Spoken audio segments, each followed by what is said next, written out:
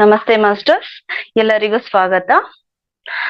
ಮೊದಲಿಗೆ ಕಾರ್ಯಕ್ರಮ ಶುರು ಮಾಡಕ್ ಮೊದಲು ಪತ್ರಿಜಿ ಗುರುಗಳಾದ ಅವರಿಗೆ ನಮಸ್ತ. ಎಲ್ಲಾ ಪಿರಮಿಡ್ ಮಾಸ್ಟರ್ಸ್ಗಳಿಗೂ ವಂದಿಸುತ್ತಾ ಈ ಕಾರ್ಯಕ್ರಮಗಳನ್ನು ಶುರು ಮಾಡೋಣ.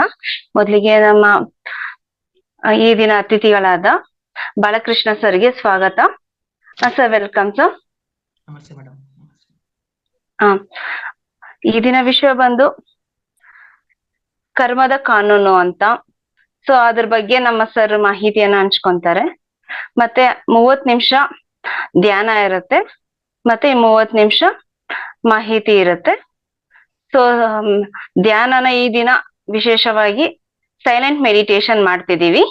ಅದನ್ನ ಸರ್ ಹೇಳ್ಕೊಡ್ತಾರೆ. ಸೊ ಆ ರೀತಿ ನಾವು ಈ ಸತಿ ಮಾಡೋಣ. ಯಾವಾಗ್ಲೂ ಗೈಡ್ ಲೈನ್ ಮೆಡಿಟೇಷನ್ ಮಾಡ್ತಿದ್ವಿ, ಮತ್ತೆ ಮ್ಯೂಸಿಕ್ ಮೆಡಿಟೇಷನ್ ಮಾಡ್ತಿದ್ವಿ. ಈ ದಿನ ಸೈಲೆಂಟ್ ಮೆಡಿಟೇಷನ್ ಮಾಡೋಣ. ಸರ್, ಶುರು ಮಾಡೋಣ. Okay madam.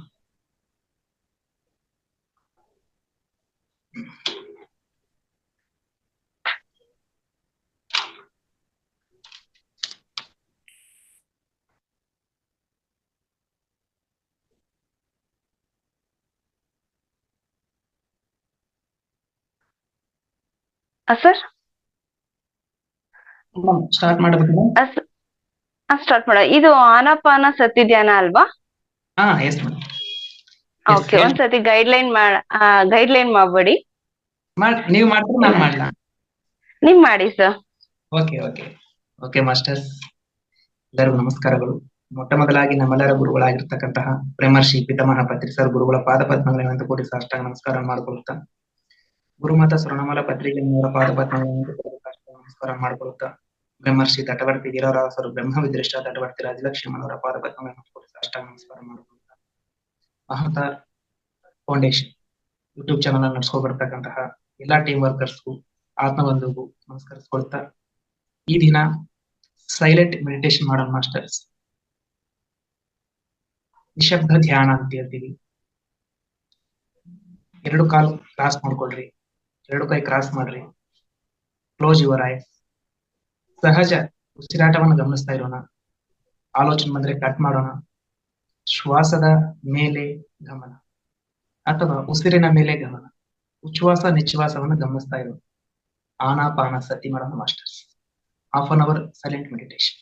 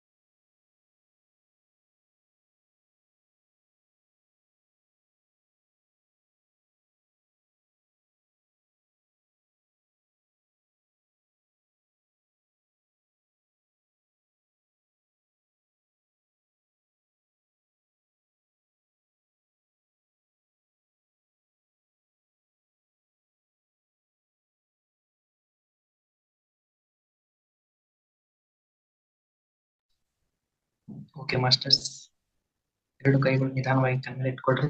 5 ಸೆಕೆಂಡ್. 5, 4, 3, 2, 1, 0. ನಿಧಾನವಾಗಿ ಎರಡು ಕೈಗಳು ತೆಗಿತಾ ನಿಮ್ ಕಣ್ಣುಗಳ ಹಂಗೆ ನೋಡ್ತಾ ನಿಧಾನ ಕೈ ಬಿಡಿ ಮಾಸ್ಟರ್ಸ್. ಧ್ಯಾನಕ್ಕಾಗಿ ಜೋರಾಗಿ ಚಪ್ಪಾಳೆ. ಈ ಒಂದು ಧ್ಯಾನ ಶಕ್ತಿಯನ್ನು ಗುರುಗಳ ಪಾದಕ್ಕೆ ಅರ್ಪಿಸುತ್ತಾ ಕಾರ್ಯಕ್ರಮವನ್ನು ಪ್ರಾರಂಭಿಸಿ ಮಾಸ್ಟರ್ಸ್.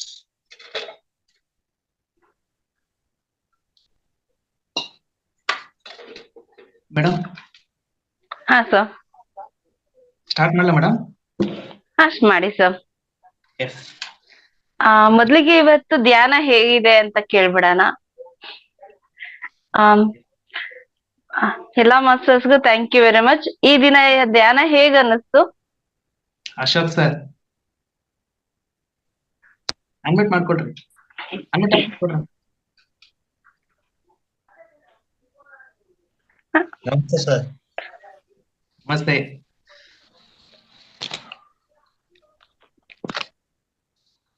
ಹೇಳ್ರಿ ಸರ್, ಹೇಗಿತ್ತು ಧ್ಯಾನದ ಬಗ್ಗೆ? ಸರ್ ತುಂಬಾ ಎನರ್ಜಿ ಇತ್ತು. ಅಂದ್ರೆ ನೀವು ಯಾವಾಗ್ಲೂ ಹೇಳ್ತಾ ಇದ್ರಿ ಮೌನ ಧ್ಯಾನ ಯಾವಾಗ್ಲೂ ಅದ್ಭುತವಾದ ಪವರ್ಫುಲ್ ಇರುತ್ತೆ ಅಂತ. ನಾವ್ ಯಾವಾಗ್ಲೂ ಈಗ ನೋಡಿ ಕೇಳ್ತಾ ಇರ್ತೀವಿ, ಮ್ಯೂಸಿಕ್ ಬೇಡ, ಸಂಗೀತ ಧ್ಯಾನ ಇದ್ರೆ ಮನಸ್ಸು ಆ ಕಡೆ ಎಳ್ತಾ ಇರುತ್ತೆ. ನಾವು ಯಾವಾಗ್ಲೂ ವಿತೌಟ್ ಮ್ಯೂಸಿಕ್ ಇಂದ ನಾವು ಧ್ಯಾನ ಮಾಡಿದ್ರೆ ಅದರಲ್ಲಿ ಅದ್ಭುತವಾದ ಒಂದು ಧ್ಯಾನ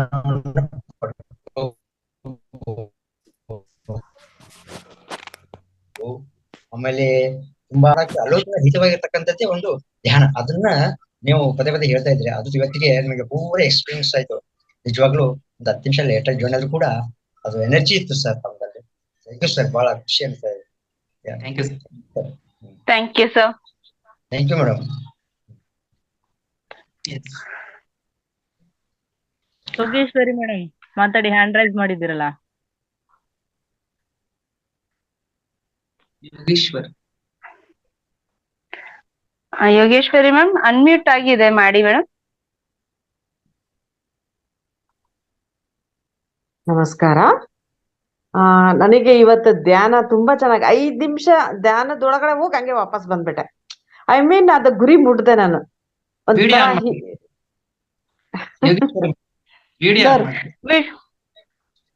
ವಿಡಿಯೋನಾ? ಓಕೆ, ನಮಸ್ತೆ. ಓಕೆ, ಅದು ಕಣ್ಣು ನಾನು ಮುಚ್ಚಿದ ತಕ್ಷಣ 5-10 ಮಿನಿಟ್ಸ್ ಅಲ್ಲಿ ನಾನು ಧ್ಯಾನದೊಳಗಡೆ ಹೋಗಿ ಅದನ್ನ ನಾನು ಏನ್ ತಲುಪಬೇಕೋ ಅದನ್ನ ತಲುಪಿ ವಾಪಸ್ ಬಂದೆ. ಮತ್ತೆ ಕೂರಕ್ ನೋಡ್ದೆ, ಆಗ್ಲೇ ಇಲ್ಲ. ಬಟ್ ಕಣ್ ಮುಚ್ಕೊಂಡಿದ್ದೆ. ಅದು ಏನ್ ತಲುಪಬೇಕು ಅದು ತಲುಪಿ ಆದ ತಕ್ಷಣ ಮತ್ತೆ ನನಗೆ ಅದು ವಾಪಸ್ ಇದಕ್ಕಾಗಕ್ ಆಗ್ಲಿಲ್ಲ ನನಗೆ.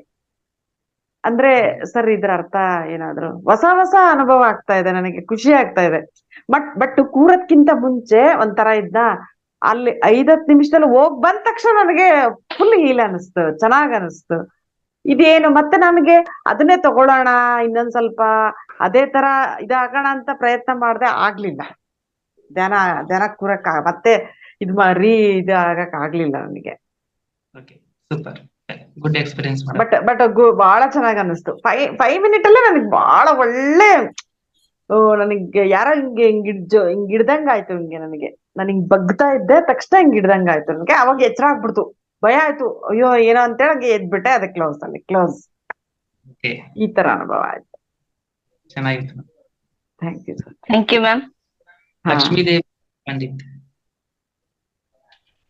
ಅನ್ಮ್ಯೂಟ್ ಮಾಡ್ಕೊಂಡು ವಿಡಿಯೋ ಆನ್ ಮಾಡಿ ಮಾತಾಡ್ರಿ ಸರ್. ಲಕ್ಷ್ಮೀದೇವಿ ಮೇಡಮ್ ಅನ್ಮ್ಯೂಟ್ ಆಗಿದೆ, ಮಾತಾಡಿ ಮೇಡಮ್.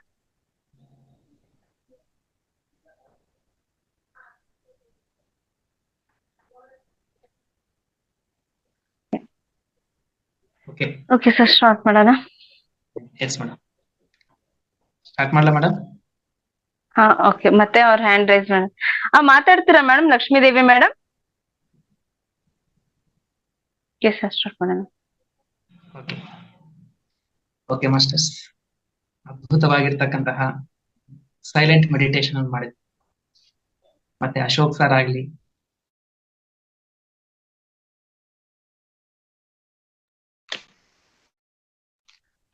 ಯೋಗೀಶ್ವರಿ ಮೇಡಮ್ ಆಗ್ಲಿ, ಎಲ್ಲರೂ ಅದ್ಭುತವಾಗಿ ಅನುಭವವನ್ನು ಹಂಚ್ಕೊಂಡ್ರು.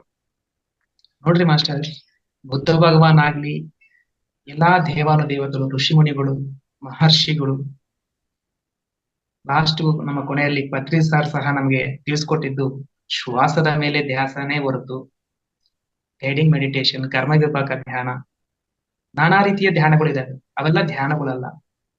ಧ್ಯಾನ ಅಂದ್ರೆ ಶ್ವಾಸದ ಮೇಲೆ ಧ್ಯಾಸ ಅಷ್ಟೇ. Right meditation, silent meditation. ಈ ಮ್ಯೂಸಿಕ್ ಮೆಡಿಟೇಷನ್ ಎದಕ್ಕಪ್ಪ ಹಾಕೋದಂತಂದ್ರೆ, ಪತ್ರಿ ಸರ್ ಬರ್ತಾ ಇದೆ ಅಂದ್ರೆ ಸಾವಿರಾರು ಮಂದಿ ಬರ್ತಿರ್ತಾರೆ, ಅಲ್ಲಿ ಡಿಸ್ಟರ್ಬೆನ್ಸ್ ಇರುತ್ತೆ. ಆ ಡಿಸ್ಟರ್ಬೆನ್ಸ್ ನಲ್ಲಿ ಸೈಲೆಂಟ್ ಮೆಡಿಟೇಷನ್ ಮಾಡ್ಬೇಕಂದ್ರೆ ಆಗೋದಿಲ್ಲ. ಆದ್ದರಿಂದ ಒಂದು ಮ್ಯೂಸಿಕ್ ಆಗ್ಲಿ, ಏನೊಂದು ಮಾತಾಡೋದಾಗ್ಲಿ ಮಾಡ್ತಾರೆ ಅಷ್ಟೇ ಹೊರತು ಪರ್ಟಿಕ್ಯುಲರ್ ಆಗಿ ಮ್ಯೂಸಿಕ್ ಹಾಕ್ಬೇಕು ಎಂಬುದು ಏನು ಅವಶ್ಯಕತೆ ಇಲ್ಲ. ಸ್ಟಾರ್ಟಿಂಗ್ ಪೀರಿಯಡ್ ಅಲ್ಲಿ ಮಾತ್ರ ನಾವು ಒಂದ್ 41 ಡೇಸ್ ಒಳಗೆ ಮ್ಯೂಸಿಕ್ ಆಗ್ಲಿ ಗೈಡಿಂಗ್ ಆಗ್ಲಿ ಇರಬಹುದು. ತದನಂತರ ಅನುಭವ ಬಂದ ಮೇಲೆ, ಆಸನ ಸಿದ್ಧಿ ಬಂದ ಮೇಲೆ ಯಾವುದು ನಮಗೆ ಬೇಕಾಗಿಲ್ಲ. ನಾವು ಕ್ಯಾಶುವಲ್ ಆಗಿ ಕುತ್ಕೊಂಡ ತಕ್ಷಣ ನಾವು ಆಸನ ಸಿದ್ಧಿ ಬಂದ್ಬಿಡುತ್ತೆ. ಆರಾಮಾಗಿ ಕೈ ಕಾಲು ಕ್ರಾಸ್ ಮಾಡ್ಕೊಂಡು ಕಣ್ಣು ಮುಚ್ಕೊಂಡು ಕುತ್ಕೊಂಡ ತಕ್ಷಣ ಆಸನ ಸಿದ್ಧಿ ಬಂದ್ಮೇಲೆ ಮನಸ್ಸು ಕಂಟ್ರೋಲ್ ಅಲ್ಲಿ ಬರುತ್ತೆ. ಮನಸ್ಸು ಆಟೋಮೆಟಿಕ್ ಆಗಿ ಶೂನ್ಯ ಆಗುತ್ತೆ.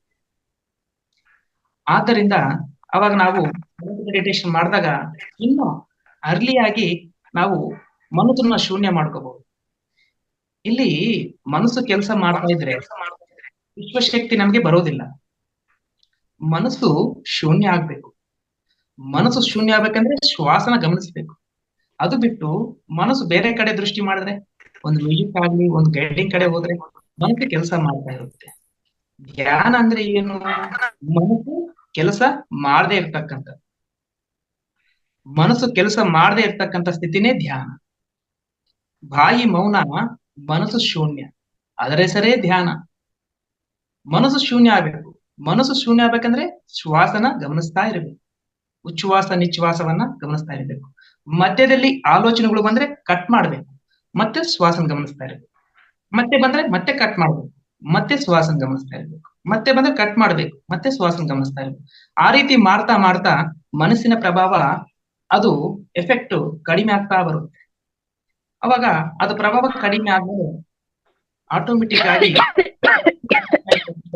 ಆ ಮನಸ್ಸು ಶೂನ್ಯ ಆಗುತ್ತೆ.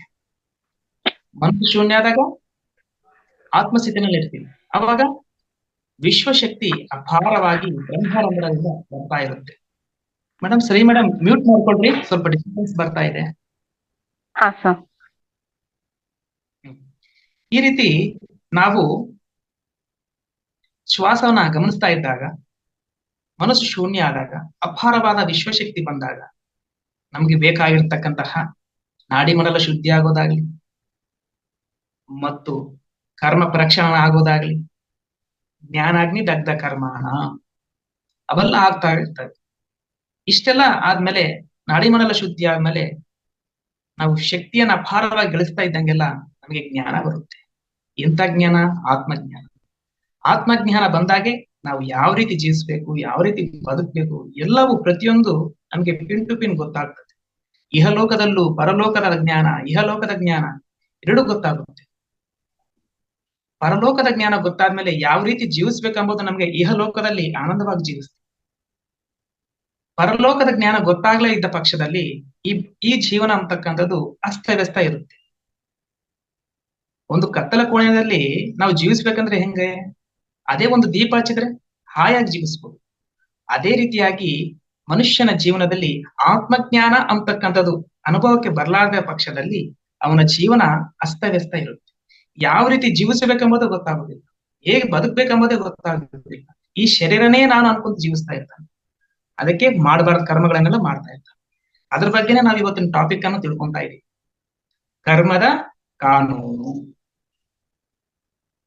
ಕರ್ಮದ ಕಾನೂನಲ್ಲಿ 2 ವಿಧಗಳು: ಭೌತಿಕ ಕಾರಣಗಳು ಕರ್ಮದ ಕಾನೂನು, ಮತ್ತು ಆಧ್ಯಾತ್ಮಿಕ ಕರ್ಮದ ಕಾನೂನುಗಳು. ಭೌತಿಕ ಕರ್ಮದ ಕಾನೂನಿನಿಂದ ನಾವು ತಪ್ಪಿಸ್ಕೋಬಹುದು. ಶ್ರೀಮಂತರು ದುಡ್ಡು ಕೊಟ್ಟು ಕರ್ಮವನ್ನ ಅನುಭವಿಸಲಾರ್ದಂಗ ಹೊರಗಡೆ ಬಂದ್ಬಿಡ್ತಾರೆ. ಶಿಕ್ಷೆ ಅನುಭವಿಸ್ಬೇಕಾಗಿತ್ತು ಮಾಡಿದ ಪಾಪಕ್ಕೆ. ಭೌತಿಕವಾಗಿ ದುಡ್ಡಿನಿಂದ ಅವರು ಕೇಸ್ ಕ್ಲೋಸ್ ಮಾಡಿಬಿಡ್ತಾರೆ, ಕರ್ಮವನ್ನ ತಪ್ಪಿಸ್ಕೊಂಡ್ಬಿಡ್ತಾರೆ, ಅಧರ್ಮವಾಗಿ ಜೀವಿಸ್ತಾರೆ. ಎಷ್ಟೋ ಮೋಸವನ್ನು ಮಾಡ್ತಾರೆ, ಎಷ್ಟೋ ಅಧರ್ಮದಿಂದ ನಡ್ಕೊಂತಾರೆ, ಎಷ್ಟೋ ಅನ್ಯಾಯದಿಂದ ನಡ್ಕೊಂತಾರೆ, ಜೀವ ಹಿಂಸೆಗಳನ್ನು ಮಾಡ್ತಾರೆ. ಎಲ್ಲವೂ ಅಧರ್ಮವನ್ನೇ ಇರ್ತದೆ. ಅದರಿಂದ ತಪ್ಪಿಸ್ಕೋಬಹುದು. ಆದ್ರೆ ಆಧ್ಯಾತ್ಮಿಕ ಕರ್ಮದ ಕಾನೂನಿನಿಂದ, ಪರಮಾತ್ಮನ ಆ ಪ್ರಕೃತಿಯ ಕರ್ಮದ ಕಾನೂನಿನಿಂದ ತಪ್ಪಿಸಿಕೊಳ್ಳಲು ಸಾಧ್ಯವಿಲ್ಲ. ಭಗವಂತನಲ್ಲಿ ನಾವು ಕರ್ಮ ಫಲವನ್ನು ಅನುಭವಿಸಲೇಬೇಕು. ಸೃಷ್ಟಿಯಲ್ಲಿ ಮಾಡಿರ್ತಕ್ಕಂಥ ಕರ್ಮವನ್ನ ಖಚಿತವಾಗಿ ಅನುಭವಿಸ್ಬೇಕು. ಅದು ಹೇಗಯ್ಯ ಅಂತಂದ್ರೆ, ನಾವು ಮಾಂಸಾಹಾರಿಯನ್ನು ತಿಂತಾ ಇರ್ತೀವಿ, ಜೀವ ಹಿಂಸೆಗಳನ್ನು ಮಾಡ್ತಾ ಇರ್ತೀವಿ, ಅಧರ್ಮದಿಂದ ನಡ್ಕೊಂತಾ ಇರ್ತೀವಿ, ಮೋಸವನ್ನು ಮಾಡ್ತೀವಿ, ಪಾಪವನ್ನು ಮಾಡ್ತೀವಿ. ಪ್ರಕೃತಿ ಇವತ್ತಿಲ್ಲದರೆ ನಾಳೆ ಭವಿಷ್ಯತ್ತಿನ ಜನ್ಮದನ್ನಾಗ್ಲು, ಭವಿಷ್ಯತ್ತಿನ ಜೀವನದನ್ನಾಗ್ಲು ಮತ್ತು ಮರು ಜನ್ಮದನ್ನಾಗ್ಲು ಆ ಕರ್ಮ ಫಲವನ್ನ ಅನುಭವಿಸಲೇಬೇಕು. ಪುರಾಣಗಳಲ್ಲಿ, ಮಹಾಭಾರತದಲ್ಲಿ ನಾವು ತಿಳ್ಕೊಂತೀವಿ, ಶಿಶುಪಾಲ ಏನ್ ಮಾಡ್ತಾನೆ, ಕೃಷ್ಣನ ಮೇಲೆ ಸುಳ್ಳು ಹೇಳೋದು, ಅಪವಾದ ಮಾಡೋದು, ಬೈಯೋದು, ಎಷ್ಟೋ ತಪ್ಪುಗಳು ಮಾಡ್ತಾ ಬರ್ತಾ ಇರ್ತಾನೆ. ಒಂದು ತಪ್ಪಾದ್ರೂ ಸುಮ್ಮನೆ ಇರ್ತಾನೆ, 50 ತಪ್ಪಾದ್ರೂ ಸುಮ್ಮನೆ ಇರ್ತಾನೆ, 99 ತಪ್ಪುಗಳಾಗೋವರೆಗೂ ಸುಮ್ಮನೆ ಇರ್ತಾನೆ. ಆದ್ರೆ 100ನೇ ತಪ್ಪು ಆದ ತಕ್ಷಣ ಪಾಪದ ಕಡೆ ತುಂಬ ಬಿಟ್ಟಿರುತ್ತೆ. ಅವಾಗ ಸುದರ್ಶನ ಚಕ್ರವನ್ನು ಬಿಟ್ಟು ಆ ಒಂದು ಶಿಶುಪಾಲನ ತಲೆಯನ್ನ ವಧ ಮಾಡ್ತಾನೆ, ಎಗರಿಸಿಬಿಡ್ತಾನೆ, ಸಾಯಿಸ್ಬಿಡ್ತಾನೆ, ತಲೆ ಎಗ್ರೋಗ್ಬಿಡ್ತಾನೆ. ಅದಕ್ಕೆ ಇಲ್ಲಿ ಪಾಪದ ಕೊಡ ತುಂಬವರೆಗೂ ಯಾರಿಗೂ ತೊಂದರೆ ಆಗೋದಿಲ್ಲ. ಪಾಪದ ಕೊಡ ತುಂಬಿದ ಮೇಲೆ ಏನಾಗುತ್ತಂದ್ರೆ, ಒಬ್ಬ ವ್ಯಕ್ತಿ ಇರ್ತಾನೆ, 100 ಕೋಳಿ ತಿಂತಾನೆ, 99 ಕೋಳಿ ತಿನ್ನೋವರೆಗೂ ಏನಾಗೋದಿಲ್ಲ. 100ನೇ ಕೋಳಿ ತಿಂದ ತಕ್ಷಣ ಅವನಿಗೆ ಏನೋ ಒಂದು ಅಟ್ಯಾಕ್ ಆಗುತ್ತೆ. ಒಂದು ಪ್ಯಾರಾಲಿಸಿಸ್ ಬರೋದಾಗ್ಲಿ, ಮತ್ತೆ ತಲೆನೋವು ಬರೋದಾಗ್ಲಿ, ಅನಾರೋಗ್ಯ ವ್ಯವಸ್ಥೆ ಬರೋದಾಗ್ಲಿ, ಇಷ್ಟೋ ಕಷ್ಟಗಳನ್ನು ಅನುಭವಿಸೋದಾಗ್ಲಿ, ದುಃಖವನ್ನು ಅನುಭವಿಸೋದಾಗ್ಲಿ, ಶುಗರು, ಇಂತಹ ಒಂದು ವ್ಯಾಧಿಗಳಾಗ್ಲಿ, ಇವೆಲ್ಲವೂ ಅನುಭವಿಸ್ತಾ ಇರ್ತಾನೆ. ಯಾರಯ್ಯ ಅಂತಂದ್ರೆ ಪಾಪಕರ್ಮಗಳನ್ನು ಮಾಡಿರ್ತಕ್ಕಂಥವ್ರು. ಸೃಷ್ಟಿ ನಿಯಮದಲ್ಲಿ ಭಗವಂತ ಕೂಡ ಏನ್ ಮಾಡೋದಿಲ್ಲ. ಯಾರು ಯಾವ ಕರ್ಮ ಮಾಡಿದ್ರೆ ಆ ಕರ್ಮವನ್ನ ಅನುಭವಿಸ್ಲೇಬೇಕು. ಗೌತಮ್ ಬುದ್ಧ ಒಂದು ಮಾತು ಹೇಳ್ತಾನೆ, ಏನಂದ್ರೆ, ಪಕ್ಷಿ ಇರುವೆಗಳನ್ನ ತಿಂತಾ ಇರುತ್ತಂತೆ. ಪಕ್ಷಿ ಇರುವೆಗಳನ್ನ ತಿನ್ನುತ್ತಾ ಇರುತ್ತೆ. ಆದ್ಮೇಲೆ ಅದು ಸತ್ತೋದ್ಮೇಲೆ, ಪಕ್ಷಿ ಸತ್ತೋದ್ಮೇಲೆ ಆ ಇರುವೆಗಳು ಆ ಪಕ್ಷಿಗಳು ಇರುವೆಗಳನ್ನ ತಿಂತಾ ಇರುತ್ತೆ. ತಿಂತಾ ಇರಬೇಕಾದ್ರೆ ಕೆಲವು ದಿನಗಳ ಆದ್ಮೇಲೆ ಆ ಪಕ್ಷಿ ಸತ್ತೋಗುತ್ತೆ. ಸತ್ತೋದ್ಮೇಲೆ ಆ ಇರುವೆಗಳು ಆ ಪಕ್ಷಿಯನ್ನ ತಿನ್ನುತ್ತೆ. ಆದ್ದರಿಂದ ಯಾರು ಯಾವ ಕರ್ಮ ಮಾಡ್ತಾರೋ ಆ ಕರ್ಮವನ್ನು ಅನುಭವಿಸ್ಲೇಬೇಕು. ಇನ್ನೊಂದು ಹೇಳ್ತಾನೆ ಬುದ್ಧ ಭಗವಾನ್, ಏನಯ್ಯ ಅಂತಂದ್ರೆ, ಒಂದು ಗಿಡ, ಒಂದು ವೃಕ್ಷ 10 ಲಕ್ಷದ ಬೆಂಕಿಯ ಕಡ್ಡಿಗಳನ್ನ ಸೃಷ್ಟಿ ಮಾಡುತ್ತಂತೆ. ಒಂದು ಗಿಡ 10 ಲಕ್ಷದ ಬೆಂಕಿಯ ಕಡ್ಡಿಗಳನ್ನ ಸೃಷ್ಟಿ ಮಾಡುತ್ತೆ. ಆದ್ರೆ ಒಂದು ಕಡ್ಡಿ ಬೆಂಕಿ ಪೆಟ್ಟಿಗೆ ತಗೊಂಡು ಹಚ್ಚಿದಾಗ ಆ 10 ಲಕ್ಷ ಗಿಡಗಳನ್ನ ಸುಟ್ಟು ಭಸ್ಮ ಮಾಡ್ತಕ್ಕಂಥ ಶಕ್ತಿ ಒಂದು ಕಡ್ಡಿಗೆ ಇರುತ್ತೆ. ಆದ್ದರಿಂದ ಇಲ್ಲಿ ಒಳ್ಳೆ ಹೆಸರು ಗಳಿಸಲು ವರ್ಷಾನುಗಟ್ಲೆ ಬೇಕು, ಕೆಟ್ಟವನಾಗಲು ಒಂದು ಕ್ಷಣ ಸಾಕು. ಆದ್ರಿಂದ ಒಳ್ಳೆ ಕರ್ಮವನ್ನೇ ಮಾಡ್ಬೇಕೇ ಹೊರತು ಪಾಪ ಕರ್ಮಗಳನ್ನ ಮಾಡಬಾರದು. ಅದೇ ರೀತಿಯಾಗಿ ಇನ್ನ ಏನ್ ಹೇಳ್ತಾನಂತಂದ್ರೆ, ನಾವು ಒಳ್ಳೆ ಆಲೋಚನೆಯಿಂದ ನಾವು ಮಾಡ್ತಕ್ಕಂಥ ಕೆಲಸ, ಮಾಡ್ತಕ್ಕಂಥ ಕರ್ಮ ನಮ್ಮ ವಾಕ್ ಆಗ್ಲಿ, ನಮ್ಮ ಆಲೋಚನೆ ಆಗ್ಲಿ ಪರರಿಗೆ ಹಿತವಾಗಿ ಐತಪ್ಪ ಅಂತಂದ್ರೆ, ಒಳ್ಳೇದಾಗ್ತತಪ್ಪ ಅಂತಂದ್ರೆ ಅವ್ರಿಗೆ ಯಾವಾಗ್ಲೂ ಸದಾ ಆನಂದವಾಗಿರುತ್ತಂತೆ. ಆನಂದ ಅವ್ರ ಜೊತೆ ಯಾವಾಗ್ಲೂ ಇರುತ್ತಂತೆ. ಒಳ್ಳೆ ಆಲೋಚನೆ, ಒಳ್ಳೆ ಮಾತು, ಒಳ್ಳೆ ಕೆಲಸ ಯಾರು ಮಾಡ್ತಾ ಇರ್ತಾರೋ ಅವ್ರಿಗೆ ಸದಾ ಆನಂದವಾಗಿರ್ತಾರಂತೆ. ಆನಂದವು ಅವ್ರ ಜೊತೆ ಯಾವಾಗ್ಲೂ ಇರುತ್ತೆ. ಸಕ್ಸಸ್ ಅವ್ರ ಜೊತೆ ಯಾವಾಗ್ಲೂ ಇರುತ್ತೆ ಅಂತ ಬುದ್ಧ ಭಗವಾನ್ ಹೇಳ್ತಾನೆ. ಅದಕ್ಕಾಗಿ ನಮ್ಮ ಸ್ವಾರ್ಥಕ್ಕೋಗಿ ನಾವು ಬದುಕೋದಲ್ಲ, ಲೋಕದ ಹಿತಕ್ಕಾಗಿ ನಾವು ಬದುಕು. ಪರೋಪಕಾರಂ ಇದಂ ಶರೀರಂ. ನಮಗೋಸ್ಕರ ನಾವು ಬದುಕಿದ್ರೆ ಅದು ಸ್ವಾರ್ಥ ಆಗುತ್ತೆ. ಇತರರಿಗೋಸ್ಕರ ಬದುಕಿದ್ರೆ ಅದು ಪರೋಪಕಾರ ಆಗುತ್ತೆ. ಅದು ಪರಮಾತ್ಮನ ಸೇವೆ ಆಗುತ್ತೆ. ನಮ್ಮ ವಾಕ್ ಆಗ್ಲಿ, ನಮ್ಮ ಶಕ್ತಿ ಆಗ್ಲಿ, ನಮ್ಮ ಧನವಾಗ್ಲಿ, ನಮ್ಮ ಆಲೋಚನೆ ಆಗ್ಲಿ, ಏನೇ ಆಗ್ಲಿ ಲೋಕ ಕಲ್ಯಾಣಾರ್ಥವಾಗಿ ನಾವು ಪರರ ಉಪಕಾರಕ್ಕಾಗಿ ನಾವು ಮಾಡಿವಪ್ಪ ಅಂತಂದ್ರೆ ನಮ್ಮ ಜೀವನ ಅತ್ಯದ್ಭುತವಾಗಿರುತ್ತೆ. ಲೋಕ ಕಲ್ಯಾಣ ಬಗ್ಗೆ ನಾವು ಆಲೋಚನೆ ಮಾಡಿದ್ರೆ ನಮ್ಮ ಕಲ್ಯಾಣ ಆ ಭಗವಂತ ಮಾಡ್ತಾನೆ. ಅದಕ್ಕಾಗಿ ನಮ್ಮ ಕಲ್ಯಾಣದ ಬಗ್ಗೆ ಆಲೋಚನೆ ಮಾಡ್ತಕ್ಕಂತಹ ಅವಶ್ಯಕತೆ ಇಲ್ಲ. ನಾವು ಇತರರಿಗೋಸ್ಕರ ಬದುಕ್ಬೇಕು, ಇತರರ ಉದ್ಧಾರಕ್ಕೋಸ್ಕರ ಬದುಕ್ಬೇಕು. ನಮ್ಮ ಪತ್ರಿಜಿ ಗುರುಗಳು ಫಸ್ಟ್ ತಾನು ಎನ್ಲೈಟ್ಮೆಂಟ್ ಮಾಸ್ಟರ್ ಆದ್ಮೇಲೆ ಒಂದು ಕ್ಷಣ ಸುಮ್ಮನೆ ಇರ್ಲಿಲ್ಲ. ತನಗಾಗಿ ತಾನು ಏನು ಮಾಡ್ಕೊಂಡಿಲ್ಲ. ಎಲ್ಲರೂ ತನ್ನ ತರ ತಯಾರಾಗ್ಬೇಕಂತೇಳಿ ಊರೂರು ತಿರುಗಿದ್ದಾರೆ.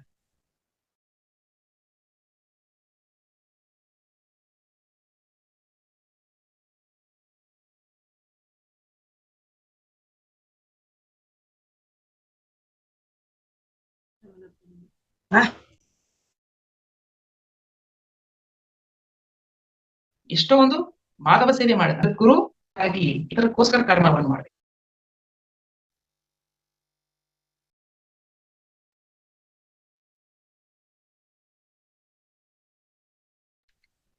ಸಾರಿ ಮಾಸ್ಟರ್ಸ್. ಭಗವದ್ಗೀತಾದಲ್ಲಿ ಕೃಷ್ಣ ಪರಮಾತ್ಮ ಏನೇ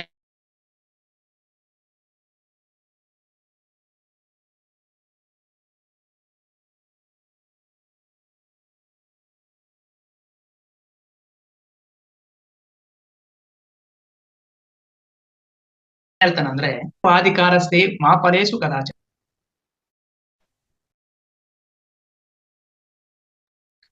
ಸಾರಿ ಮಾಸ್ಟರ್, ಕಾಲ್ ಬಂತು, ಕ್ಷಮೆ ಇರ್ಲಿ.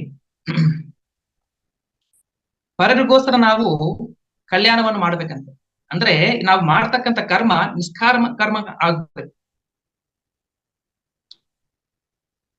ಕರ್ಮಣ್ಯೇವಾಧಿಕಾರಸ್ಥೆ ಮಾ ಫಲೇಷು ಕದಾಚನ ಮಾ ಕರ್ಮ ಫಲ ಹೇತುರ್ಗುರು ಮಾತೋ ಸಂಗೋಸ್ತಿ ಕರ್ಮ. ಕರ್ಮವನ್ನು ಮಾಡು ಅರ್ಜುನ, ಕರ್ಮದ ಫಲ ನನಗೆ ಅರ್ಪಿಸು. ನೀನು ಕರ್ಮ ಮಾಡು, ಕರ್ಮದ ಫಲಿತಾಂಶವನ್ನ ನನಗೆ ಅರ್ಪಿಸು. ಅವಾಗ ನೀನು ನಿಷ್ಕಾಮ ಕರ್ಮ ಮಾಡಿದಂಗೆ. ಪಾಪವೂ ಅಂಟೋದಿಲ್ಲ, ಪುಣ್ಯವೂ ಅಂಟೋದಿಲ್ಲ. ನಿನ್ ಕರ್ಮಶೇಷ 0 ಆಗಿರುತ್ತೆ. ಮತ್ತೆ ಗೆದ್ರೆ ರಾಜ್ಯ ಬರುತ್ತೆ, ಯುದ್ಧದಲ್ಲಿ ಮರಣ ಆದ್ರೆ ಸ್ವರ್ಗ ಸಿಗುತ್ತೆ ಅಂತ ಹೇಳಿದಾಗ ಭಗವದ್ಗೀತೆ ಶ್ಲೋಕವನ್ನು ಭಗವದ್ಗೀತೆಯನ್ನು ತಿಳಿಸ್ಕೊಟ್ಟಾಗ ಕೃಷ್ಣ ಪರಮಾತ್ಮ ಯುದ್ಧ ಮಾಡಕ್ಕಿಲ್ಲ ಅಂತೇಳಿ ಹಿಂದೆ ಜರಿರ್ತಕ್ಕಂತಹ ಅರ್ಜುನ ಆಮೇಲೆ ಭಗವದ್ಗೀತೆ ನಂತರ ಸತ್ಯವನ್ನು ತಿಳ್ಕೊಂಡ್ಮೇಲೆ ಯುದ್ಧವನ್ನು ಮಾಡಲು, ಕರ್ಮವನ್ನು ಮಾಡಲು ಸ್ಟಾರ್ಟ್ ಮಾಡ.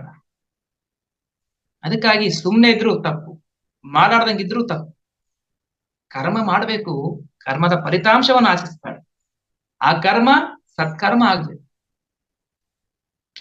ಅಷ್ಟೇ ಅಲ್ಲದೆ ನಾವು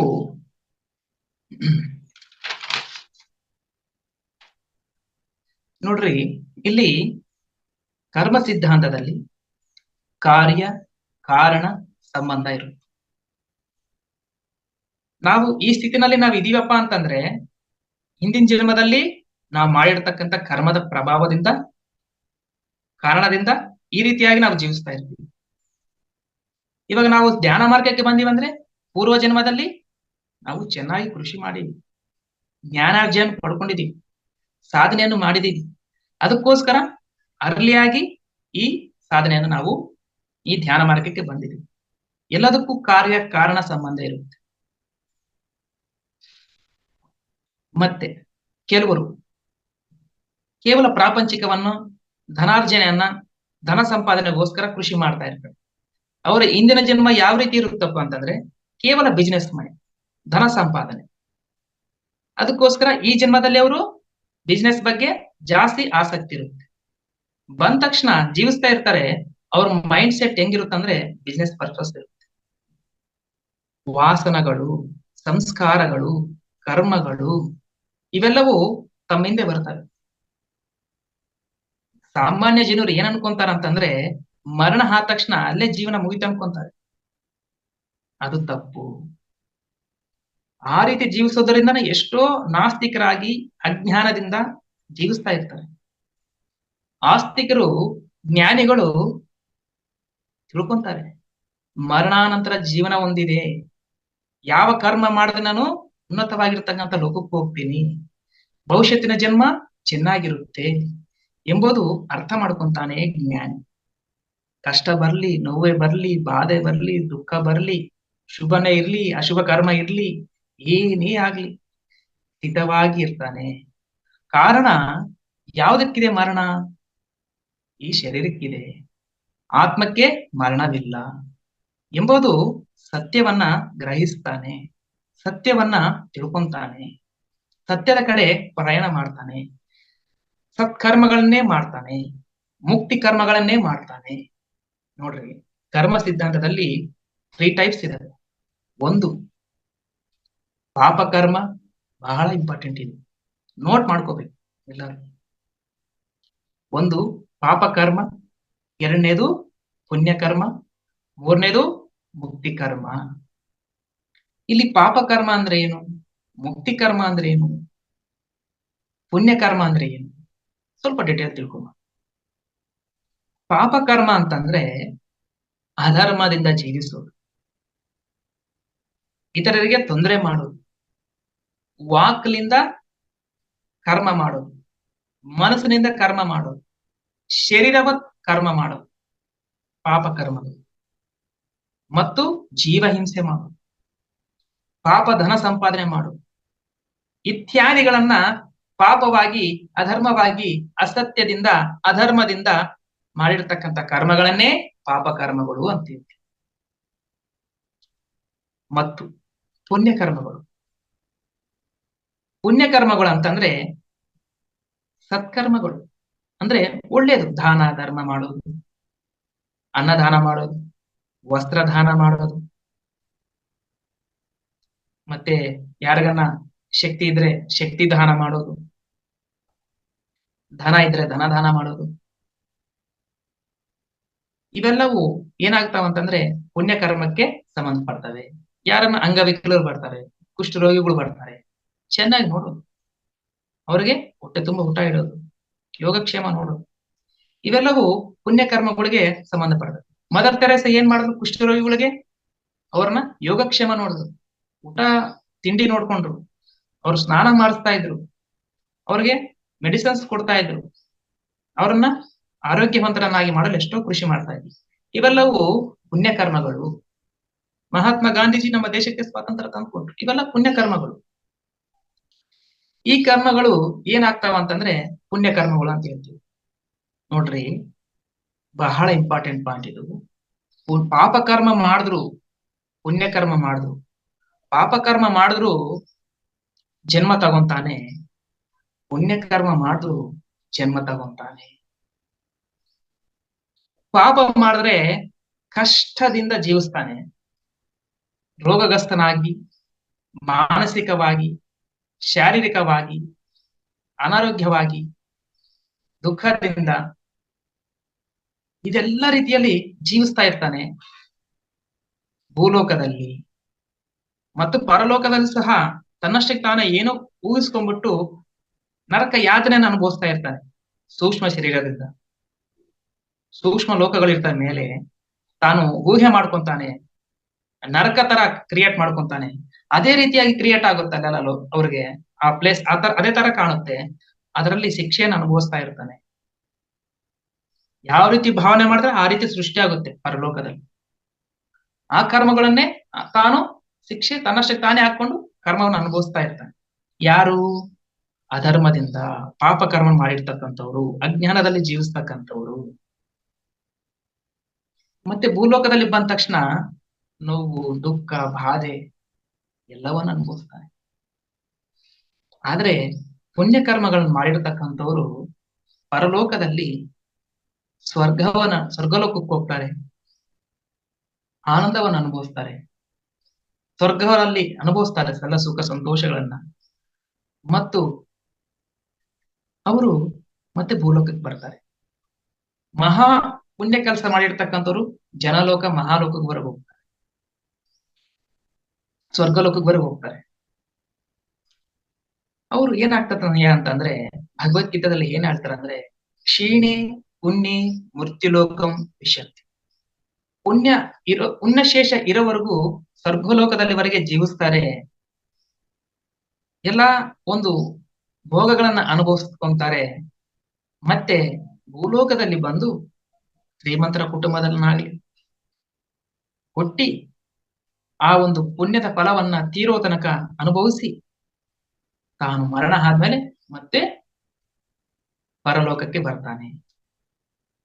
ಆ ಇಹಲೋಕದಲ್ಲಿ ಯಾವ ರೀತಿ ಜೀವಿಸಿರ್ತಾನೋ ಮತ್ತು ಪಾಪ ಪುಣ್ಯಗಳ ಲೆಕ್ಕಾಚಾರ ಪ್ರಕಾರ ಅವನು ಅಲ್ಲಿ ಅನುಭವಿಸಿ ಮತ್ತೆ ಭೂಲೋಕಕ್ಕೆ ಬರ್ತಾನೆ. ಎಲ್ಲಿವರೆಗೆ ಜನ್ಮ ಚಕ್ರದಲ್ಲಿ ಸಿಕ್ಕಾಕೊಂತಾನಪ್ಪ ಅಂತಂದ್ರೆ, ತಾನು ಆತ್ಮಜ್ಞಾನಿ ಆಗುವವರೆಗೂ ಪುನರಪಿ ಜನನಂ ಪುನರಪಿ ಮರಣಂ, ಹುಡ್ತಾ ಇರ್ತಾನೆ, ಸತ್ತೋಗ್ತಾ ಇರ್ತಾನೆ. ಈ ಜನ್ಮಚಕ್ರ ಅವ್ರಿಗೆ ಬಿಡೋದಿಲ್ಲ. ಆದ್ದರಿಂದ ಬುದ್ಧಿವಂತನು ಜ್ಞಾನಿ ಏನ್ ಮಾಡ್ತಾನಯ್ಯ ಅಂತಂದ್ರೆ, ಈ ಸಂಸಾರ ಭವಬಂಧನದಿಂದ ಮತ್ತೆ ಸಿಕ್ಕಾಕೊಳ್ಳಾರ್ದಂಗ ಸಂಸಾರ ಭವಬಂಧನದಿಂದ ಬಿಡುಗಡೆ ಆಗ್ತಾನೆ, ದುಃಖದಿಂದ ಬಿಡುಗಡೆ ಆಗ್ತಾನೆ, ಅಜ್ಞಾನದಿಂದ ಬಿಡುಗಡೆ ಆಗ್ತಾನೆ, ಜನ್ಮ ಚಕ್ರದಲ್ಲಿ ಇಂದ ಬಿಡುಗಡೆ ಆಗ್ತಾನೆ, ಜನ್ಮರಾಹಿತ್ಯ ಸ್ಥಿತಿಯನ್ನ ಪಡ್ಕೊಳ್ಳಲು ಕೃಷಿ ಮಾಡ್ತಾನೆ. ಎಂತಹ ಕೃಷಿ? ಆ ಜನ್ಮರಾಹಿತ್ಯ ಸ್ಥಿತಿಯನ್ನು ಪಡ್ಕೋಬೇಕಂದ್ರೆ ಏನ್ ಮಾಡ್ಬೇಕು? ಮುಕ್ತಿ ಕರ್ಮಗಳನ್ನ ಮಾಡ್ಬೇಕು. ಯಾವ ಮುಕ್ತಿ ಕರ್ಮಗಳು? ಮುಕ್ತಿ ಕರ್ಮಗಳಂದ್ರೆ ಆತ್ಮ ಕರ್ಮಗಳು, ಮೋಕ್ಷ ಕರ್ಮಗಳು ಅಥವಾ ಮುಕ್ತಿ ಕರ್ಮಗಳು. ಇಲ್ಲಿ ಮುಕ್ತಿ ಅಂದ್ರೆ ಬಿಡುಗಡೆ, ಸಂಸಾರ ಭವಸಾಗರದಿಂದ ಬಿಡುಗಡೆ ಆಗೋದು, ದುಃಖದಿಂದ ಬಿಡುಗಡೆ ಆಗೋದು, ಅದನ್ನೇ ಮುಕ್ತಿ ಅಂತ ಹೇಳ್ತೀವಿ. ಮುಕ್ತಿ, ಪರಿಮುಕ್ತಿ, ಮಹಾಪರಿಮುಕ್ತಿ, ನಿರ್ವಾಣ, ಪರಿನಿರ್ವಾಣ, ಮಹಾಪರಿನಿರ್ವಾಣ, ಇದು ಮುಕ್ತಿ ಕರ್ಮಗಳು. ಇಲ್ಲಿ ಮುಕ್ತಿ ಕರ್ಮಗಳಂದ್ರೆ 4 ಟೈಪ್ಸ್. ಯಾವಯ್ಯ ಅಂತಂದ್ರೆ ಧ್ಯಾನ, ಸ್ವಾಧ್ಯಾಯ, ಸಜ್ಜನ ಸಾಂಗತ್ಯ ಮತ್ತು ಸೇವಾ. ಇವು ಮುಕ್ತಿ ಕರ್ಮಗಳು ಅಥವಾ ಮಾಧವ ಸೇವೆ. ಮಾನವ ಸೇವೆ ಬೇರೆ, ಮಾಧವ ಸೇವೆ ಬೇರೆ, ಆತ್ಮಕರ್ಮಗಳೇ ಬೇರೆ.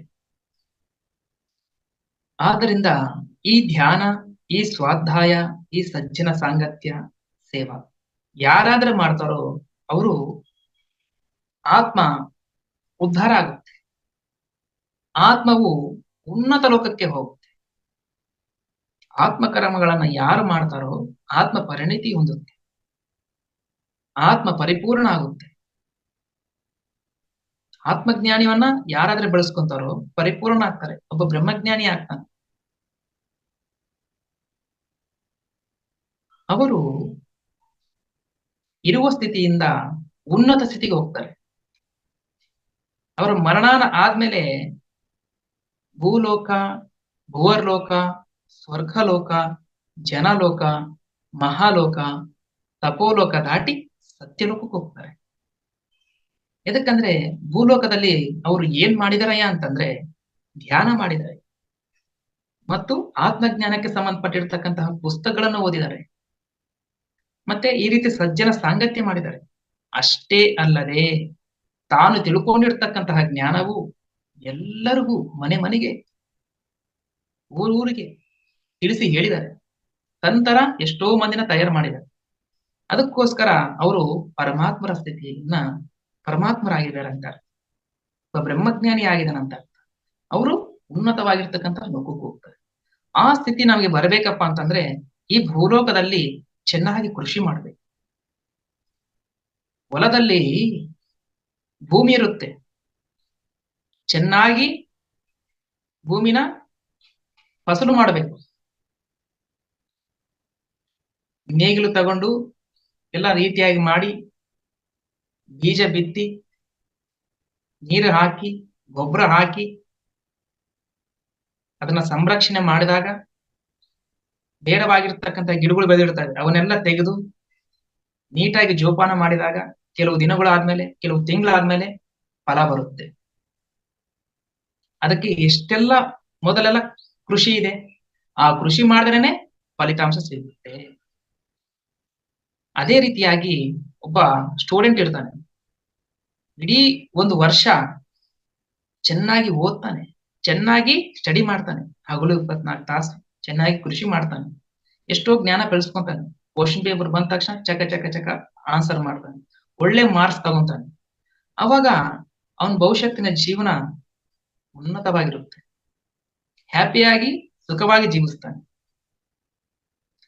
ಅದೇ ರೀತಿಯಾಗಿ ಈ ಭೂಲೋಕದಲ್ಲಿ ನಾವು ಚೆನ್ನಾಗಿ ಪರೀಕ್ಷೆ ಬರ್ದೀವಪ್ಪ ಅಂತಂದ್ರೆ ಚೆನ್ನಾಗಿ ಸಾಧನೆ ಮಾಡಿ ಆತ್ಮಜ್ಞಾನವನ್ನು ಬೆಳೆಸ್ಕೊಂಡು ಸ್ವಾಧ್ಯಾಯವನ್ನು ಮಾಡಿ ಸಜ್ಜನ ಸಾಂಗತ್ಯ ಮಾಡಿ ಸೇವೆಯನ್ನು ಮಾಡಿದಾಗ ಆತ್ಮಕ್ಕೆ ಪರಿಪೂರ್ಣ ಜ್ಞಾನ ಸಿಗುತ್ತೆ, ಆತ್ಮ ತೃಪ್ತಿ ಆಗುತ್ತೆ, ಆತ್ಮ ಸಂಸಾರ ಭವಸಾಗರದಿಂದ ಬಿಡುಗಡೆ ಆಗುತ್ತೆ, ಕರ್ಮ ಬಂಧನದಿಂದ ಬಿಡುಗಡೆ ಆಗುತ್ತೆ. ಎದಕ್ಕಯ್ಯ ಅಂತಂದ್ರೆ ಭಗವದ್ಗೀತಾದಲ್ಲಿ ಹೇಳ್ತಾರೆ, ಜ್ಞಾನಾಗ್ನಿ ದಗ್ಧ ಕರ್ಮಾಣ. ಸಂಚಿತ ಕರ್ಮ, ಪ್ರಾರಬ್ಧ ಕರ್ಮ, ವರ್ತಮಾನ ಕರ್ಮ, ಸಮಸ್ತ ಕರ್ಮಗಳು ಸುಟ್ಟು ಭಸ್ಮ ಆಗುತ್ತಂತೆ ಜ್ಞಾನಾಗ್ನಿಯಲ್ಲಿ. ಒಬ್ಬ ಬ್ರಹ್ಮಜ್ಞಾನಿಗೆ ಸಂಚಿತ, ಪ್ರಾರಬ್ಧ, ವರ್ತಮಾನ ಕರ್ಮಗಳು ಎಲ್ಲವೂ ಸುಟ್ಟು ಭಸ್ಮ ಆಗ್ತಾವಂತೆ. ಎಷ್ಟು ಭಾಗ್ಯ ಇದೆ ನೋಡ್ರಿ ಒಬ್ಬ ಆತ್ಮಜ್ಞಾನಿಗೆ, ಒಬ್ಬ ಬ್ರಹ್ಮಜ್ಞಾನಿಗೆ. ಅದಕ್ಕೆ ಭಗವಂತನನ್ನ ನಾವು ಆಶ್ರಯಿಸ್ಬೇಕು, ಭಗವಂತನನ್ನ ನಾವು ತಿಳ್ಕೋಬೇಕು, ಆ ಭಗವಂತನೇ ನಾನು ಎಂಬುವ ತರ ನಾವು ಜೀವಿಸ್ಬೇಕು. ಎಲ್ಲರಲ್ಲೂ, ಪ್ರತಿ ಸೃಷ್ಟಿಯಲ್ಲೂ, ಅಣುವುದಲ್ಲೂ ಎಲ್ಲರ ಹತ್ರ ನಾವು ಭಗವಂತನ ತರನೇ ನಾವು ಭಾವಿಸಿ ಆ ರೀತಿ ಜೀವಿಸಿದಾಗ ಸಮಸ್ತವೂ ಬ್ರಹ್ಮಾಂಡವೆಲ್ಲ ಆ ಪರಮಾತ್ಮನೇ. ಆ ರೀತಿ ಯಾವಾಗಾದ್ರೆ ನಮ್ಮ ಭಾವನೆಯಲ್ಲಿ ಬರುತ್ತೋ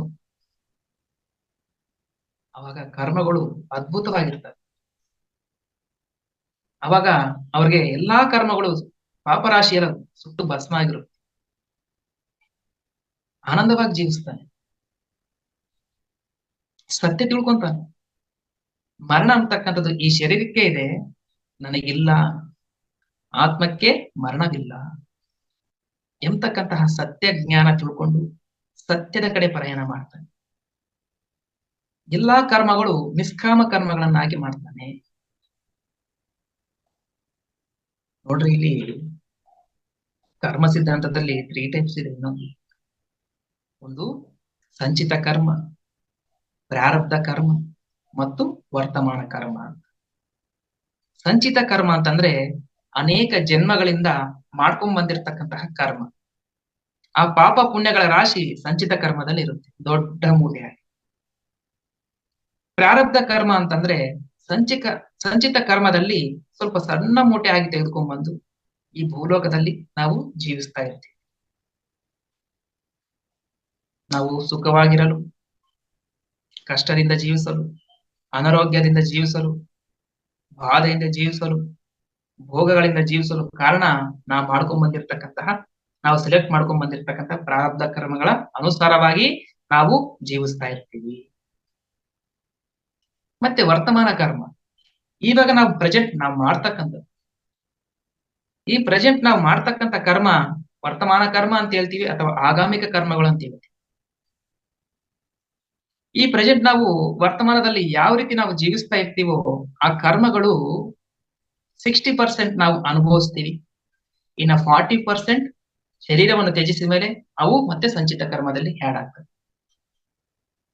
ಈ ರೀತಿ ಕರ್ಮ ಸಿದ್ಧಾಂತ ಜನ್ಮಚಕ್ರದಲ್ಲಿ ನಾವು ಸಿಕ್ಕಾಕೊಳ್ತಾ ಇರ್ತೀವಿ, ಪ್ರಾಪಂಚಿಕ ಜೀವನದಲ್ಲಿ ಜೀವಿಸ್ತಾ ಇರ್ಬೇಕು. ಯಾವಾಗಾದ್ರೆ ಈ ಧ್ಯಾನ ಮಾರ್ಗಕ್ಕೆ, ಈ ಆಧ್ಯಾತ್ಮಿಕ ಮಾರ್ಗಕ್ಕೆ ನಾವು ಬಂದೀವಪ್ಪ ಅಂತಂದ್ರೆ ಸಮಸ್ತ ಕರ್ಮಗಳ ಪಾಪರಾಶಿ ಎಲ್ಲ ಸುಟ್ಟು ಭಸ್ಮ ಆಗುತ್ತೆ. ನೋಡ್ರಿ, ನಾವು ದೇಹ ಮನಸ್ಸು ದಾಟಿ ಆತ್ಮಸ್ಥಿತಿನಲ್ಲಿ 1 ನಿಮಿಷ ನಾವು ಇದೀವಪ್ಪ ಅಂತಂದ್ರೆ ಆ ಜ್ಞಾನಾಗ್ನಿಯಲ್ಲಿ ಸಮಸ್ತ ಪಾಪರಾಶಿ ಸುಟ್ಟು ಭಸ್ಮ ಆಗುತ್ತೆ. ಜ್ಞಾನಾಗ್ನಿ ದಗ್ಧ ಕರ್ಮಾಣ, ಸಮಸ್ತ ಕರ್ಮಗಳೆಲ್ಲ ಸುಟ್ಟು ಭಸ್ಮ ಆಗ್ತದಂತೆ ಜ್ಞಾನಾಗ್ನಿಯಲ್ಲಿ.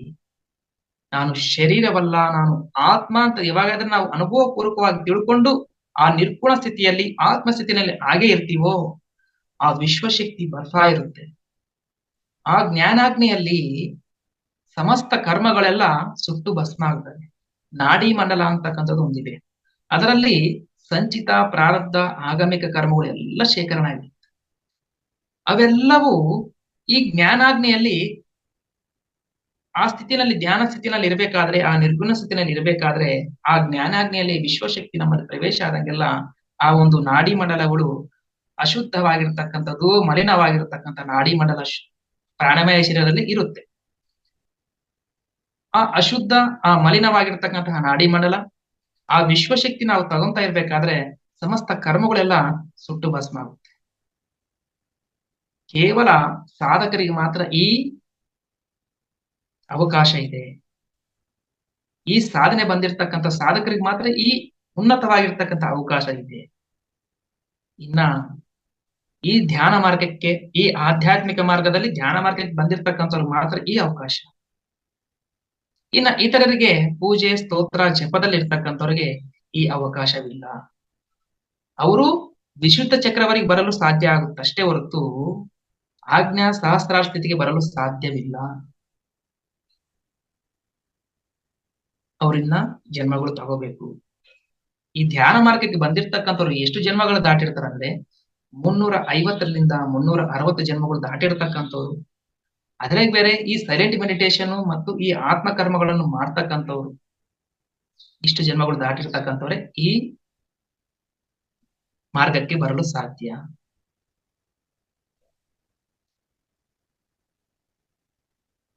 ಯಾವಾಗಾದ್ರೆ ಆತ್ಮಜ್ಞಾನವನ್ನು ಬೆಳೆಸ್ಕೊಂತಾನೋ ಕರ್ಮಗಳು ಎಂಬತಕ್ಕಂಥದ್ದು ಪಾಪರಾಶಿ ಎಲ್ಲ ಸುಟ್ಟು ಭಸ್ಮ. ಅವಾಗ ಅವನ ಜೀವನ ಅತ್ಯದ್ಭುತವಾಗಿರುತ್ತೆ, ಆನಂದವಾಗಿರುತ್ತೆ.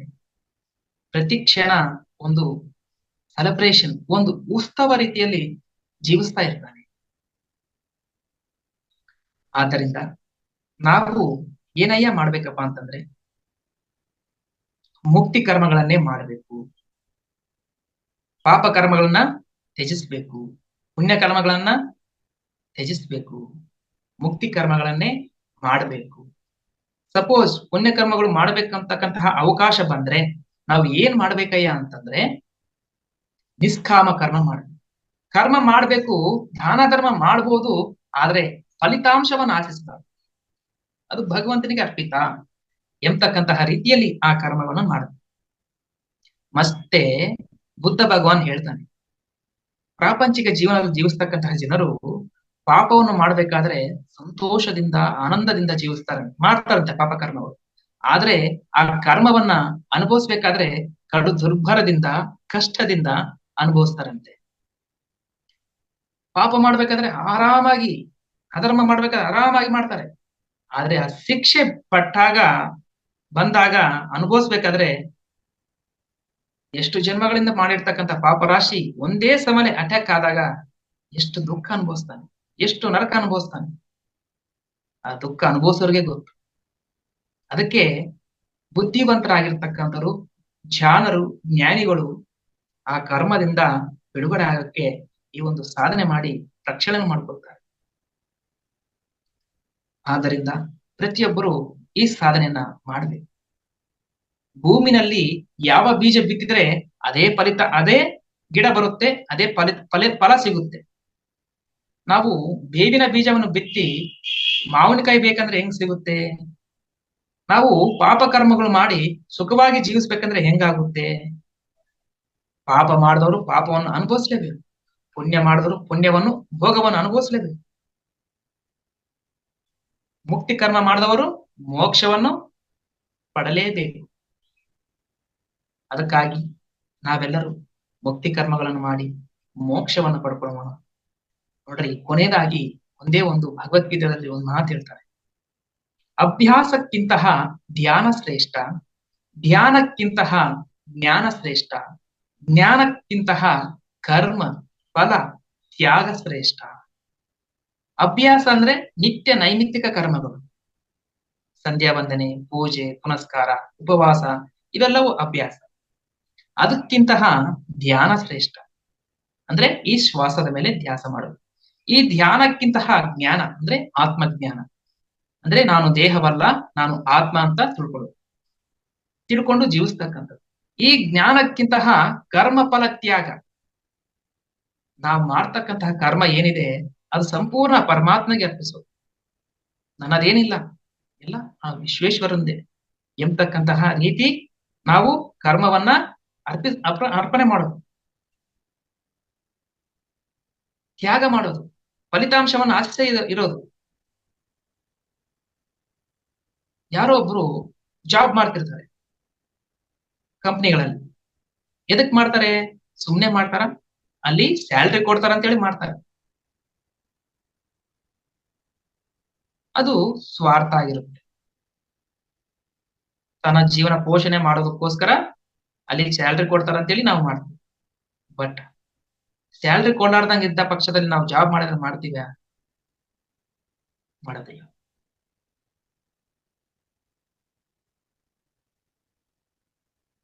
ಆದ್ರೆ ಅದು ಪ್ರಾಪಂಚಿಕ ಜೀವನ ಆಗುತ್ತೆ. ಈ ಆಧ್ಯಾತ್ಮಿಕ ಜೀವನದಲ್ಲಿ ಫಲಿತಾಂಶವನ್ನು ಆಶಿಸಬಾರ್ದು. ನಾನು ಧ್ಯಾನ ಮಾಡ್ತಾ ಇದ್ದೀನಿ, ನನಗೆ ಲಾಭ ಬೇಕಂತ ನಾನು ಮಾಡಬಾರ್ದು. ಮಾಡೋದು ಮಾಡಿದ್ರೆ ಬರೋದು ಬರುತ್ತೆ. ನಾನು ಒಂದ್ ತಿಂಗಳವರೆಗೆ ನಾನು ದುಡ್ದಿನಿ, ಸ್ಯಾಲ್ರಿ ಬರುತ್ತೆ ಅಂತಲೇ ನಾನು ಮಾಡಬಾರ್ದು. ಕೆಲಸ ಮಾಡಿದ್ರೆ ಫಲಿತಾಂಶವನ್ನು ಸಿಕ್ಕೇ ಸಿಗುತ್ತೆ. ಕೃಷಿ ಮಾಡಿದ್ರೆ ಫಲ ಸಿಕ್ಕೇ ಸಿಗುತ್ತೆ. ಕಷ್ಟೇ ಫಲಿ. ಆ ಫಲಿತಾಂಶ ಕೂಡ ಪರಮಾತ್ಮನಿಗೆ ಅರ್ಪಿಸ್ಬೇಕು. ಏಕಯ್ಯ ಅಂತಂದ್ರೆ ಪಂಚವಿಂಶತಿನಲ್ಲಿ ಒಂದು ಮಾತು ಹೇಳ್ತಾರೆ, ಸ್ಥೂಲ ಸೂಕ್ಷ್ಮ ಕಾರಣ. ಈ ಮಾನವ ಶರೀರ 24 ತತ್ವಗಳಿಂದ ಆಗಿರ್ತಕ್ಕಂಥ ಪಂಚಭೂತಗಳು, ಪಂಚೇಂದ್ರಿಯಗಳು, ಪಂಚ ಕರ್ಮೇಂದ್ರಿಯಗಳು ಮತ್ತು ಪಂಚ ಜ್ಞಾನೇಂದ್ರಿಯಗಳು, ಪಂಚ ತನ್ಮಾತ್ರೆಗಳು, ಮನಸ್ಸು, ಬುದ್ಧಿ, ಚಿತ್ತ, ಅಹಂಕಾರ. ಈ 24 ತತ್ವಗಳಿಂದ ಆಗಿರ್ತಕ್ಕಂಥದ್ದು. ಈ 24 ತತ್ವಗಳು ಇದ್ರೂ ಸಹ ಅದು ಜಡವಾಗಿರುತ್ತೆ. 25ನೇ ತತ್ವವಾಗಿರ್ತಕ್ಕಂತಹ ಆತ್ಮ ಯಾವಾಗ ಪ್ರವೇಶ ಆಗುತ್ತೋ ಅವಾಗ್ಲೇ ಇದು ಮೂಮೆಂಟ್ ಆಗುತ್ತೆ, ಚಲನೆ ಇರುತ್ತೆ. ಅಂದ್ರೆ ಇಲ್ಲಿ ಸೂಕ್ಷ್ಮವಾಗಿ ಏನ್ ತಿಳ್ಕೊಬೇಕಂದ್ರೆ 24 ತತ್ವಗಳು ಇದ್ರು ಪಂಚಭೂತಗಳು, ಪಂಚ ಕರ್ಮೇಂದ್ರಿಯಗಳು, ಪಂಚ ಜ್ಞಾನೇಂದ್ರಿಯಗಳು, ಪಂಚ ತನ್ಮಾತ್ರೆಗಳು, ಮನಸ್ಸು, ಬುದ್ಧಿ, ಚಿತ್ತ, ಅಹಂಕಾರ, ಇವನ್ನ 24 ತತ್ವ ಇದ್ರು ಏನು ಉಪಯೋಗ ಇಲ್ಲ, ಜಡ ಗೊಂಬೆ ಇದ್ದಂಗ. 25ನೇ ತತ್ವ ಆಗಿರ್ತಕ್ಕಂತಹ ಆ ಆತ್ಮ ಯಾವಾಗ ಪ್ರವೇಶ ಆಗುತ್ತೋ ಅವಾಗ್ಲೇ ಇದಕ್ಕೆ ಮೂಮೆಂಟ್ ಆಗುತ್ತೆ, ಚಲನೆ ಆಗುತ್ತೆ, ವರ್ಕ್ ಮಾಡುತ್ತೆ.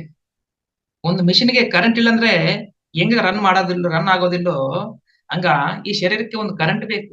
ಅಂದ್ರೆ ಆತ್ಮ ಅಂತಕ್ಕಂಥ ಒಂದು ಕರೆಂಟ್ ಇದ್ರೆ ಮಾತ್ರ ಇದು ಮೂಮೆಂಟ್ ಆಗುತ್ತೆ, ಮಾತಾಡುತ್ತೆ, ಕೇಳುತ್ತೆ, ನೋಡುತ್ತೆ, ಎಲ್ಲವೂ ಮಾಡುತ್ತೆ. ಆದ್ರೆ ಅಜ್ಞಾನದಲ್ಲಿರ್ತಕ್ಕಂಥ ಮನುಷ್ಯ ಏನ್ ಅನ್ಕೊಂತಾನೆ, ಈ ಶರೀರನೇ ನಾನು ಅನ್ಕೊಂಡು, ಈ ಮನಸ್ಸೇ ನಾನು ಅನ್ಕೊಂಡು, ಈ ಬುದ್ಧಿನೇ ನಾನು ಅನ್ಕೊಂಡು, ಈ ಪ್ರಪಂಚವೇ ನಿಜ ಅನ್ಕೊಂಡು, ಎಷ್ಟು ಅಜ್ಞಾನದಲ್ಲಿ ಅಧರ್ಮದಲ್ಲಿ ಜೀವ ಹಿಂಸೆ ಮಾಡ್ತಾ, ಅಧರ್ಮದಿಂದ ನಡ್ಕೊಂತ, ಪಾಪಕರ್ಮ ಮಾಡ್ಕೊಂತ ಬರ್ತಾ ಇದೆ, ಫಲಿತಾಂಶವನ್ನು ಆಸೆ ಮಾಡ್ತಾ ಇದ್ದಾನೆ. ಆದ್ರೆ ಆ ಭಗವಂತ ಅಂತಕ್ಕಂಥವನು, ಆತ್ಮ ಅಂತಕ್ಕಂಥವ್ರು ಈ ದೇಹದಿಂದ ಬಿಡುಗಡೆ ಆಗ್ಬಿಟ್ರೆ ಅವನು ಜಡ ವಸ್ತು. ಜ್ಞಾನ ಆದ್ರೆ ಏನ್ ಮಾಡ್ತಾನೆ? ಸತ್ಯ ತಿಳ್ಕೊಂತಾನೆ. ಎಲ್ಲಾ ನಡೆಸೋದು ಆ ಭಗವಂತನೇ. ಅದಕ್ಕೆ ಭಗವಂತನಿಗೆ ಅರ್ಪಿತ. ನಾನು ಮಾಡಿನಿ ಅಂತಕ್ಕಂಥದ್ದಿದ್ರೆ ಮತ್ತೆ ಜನ್ಮ ಚಕ್ರದಲ್ಲಿ ಸಿಕ್ಕಾಕೊಂತೀನಿ.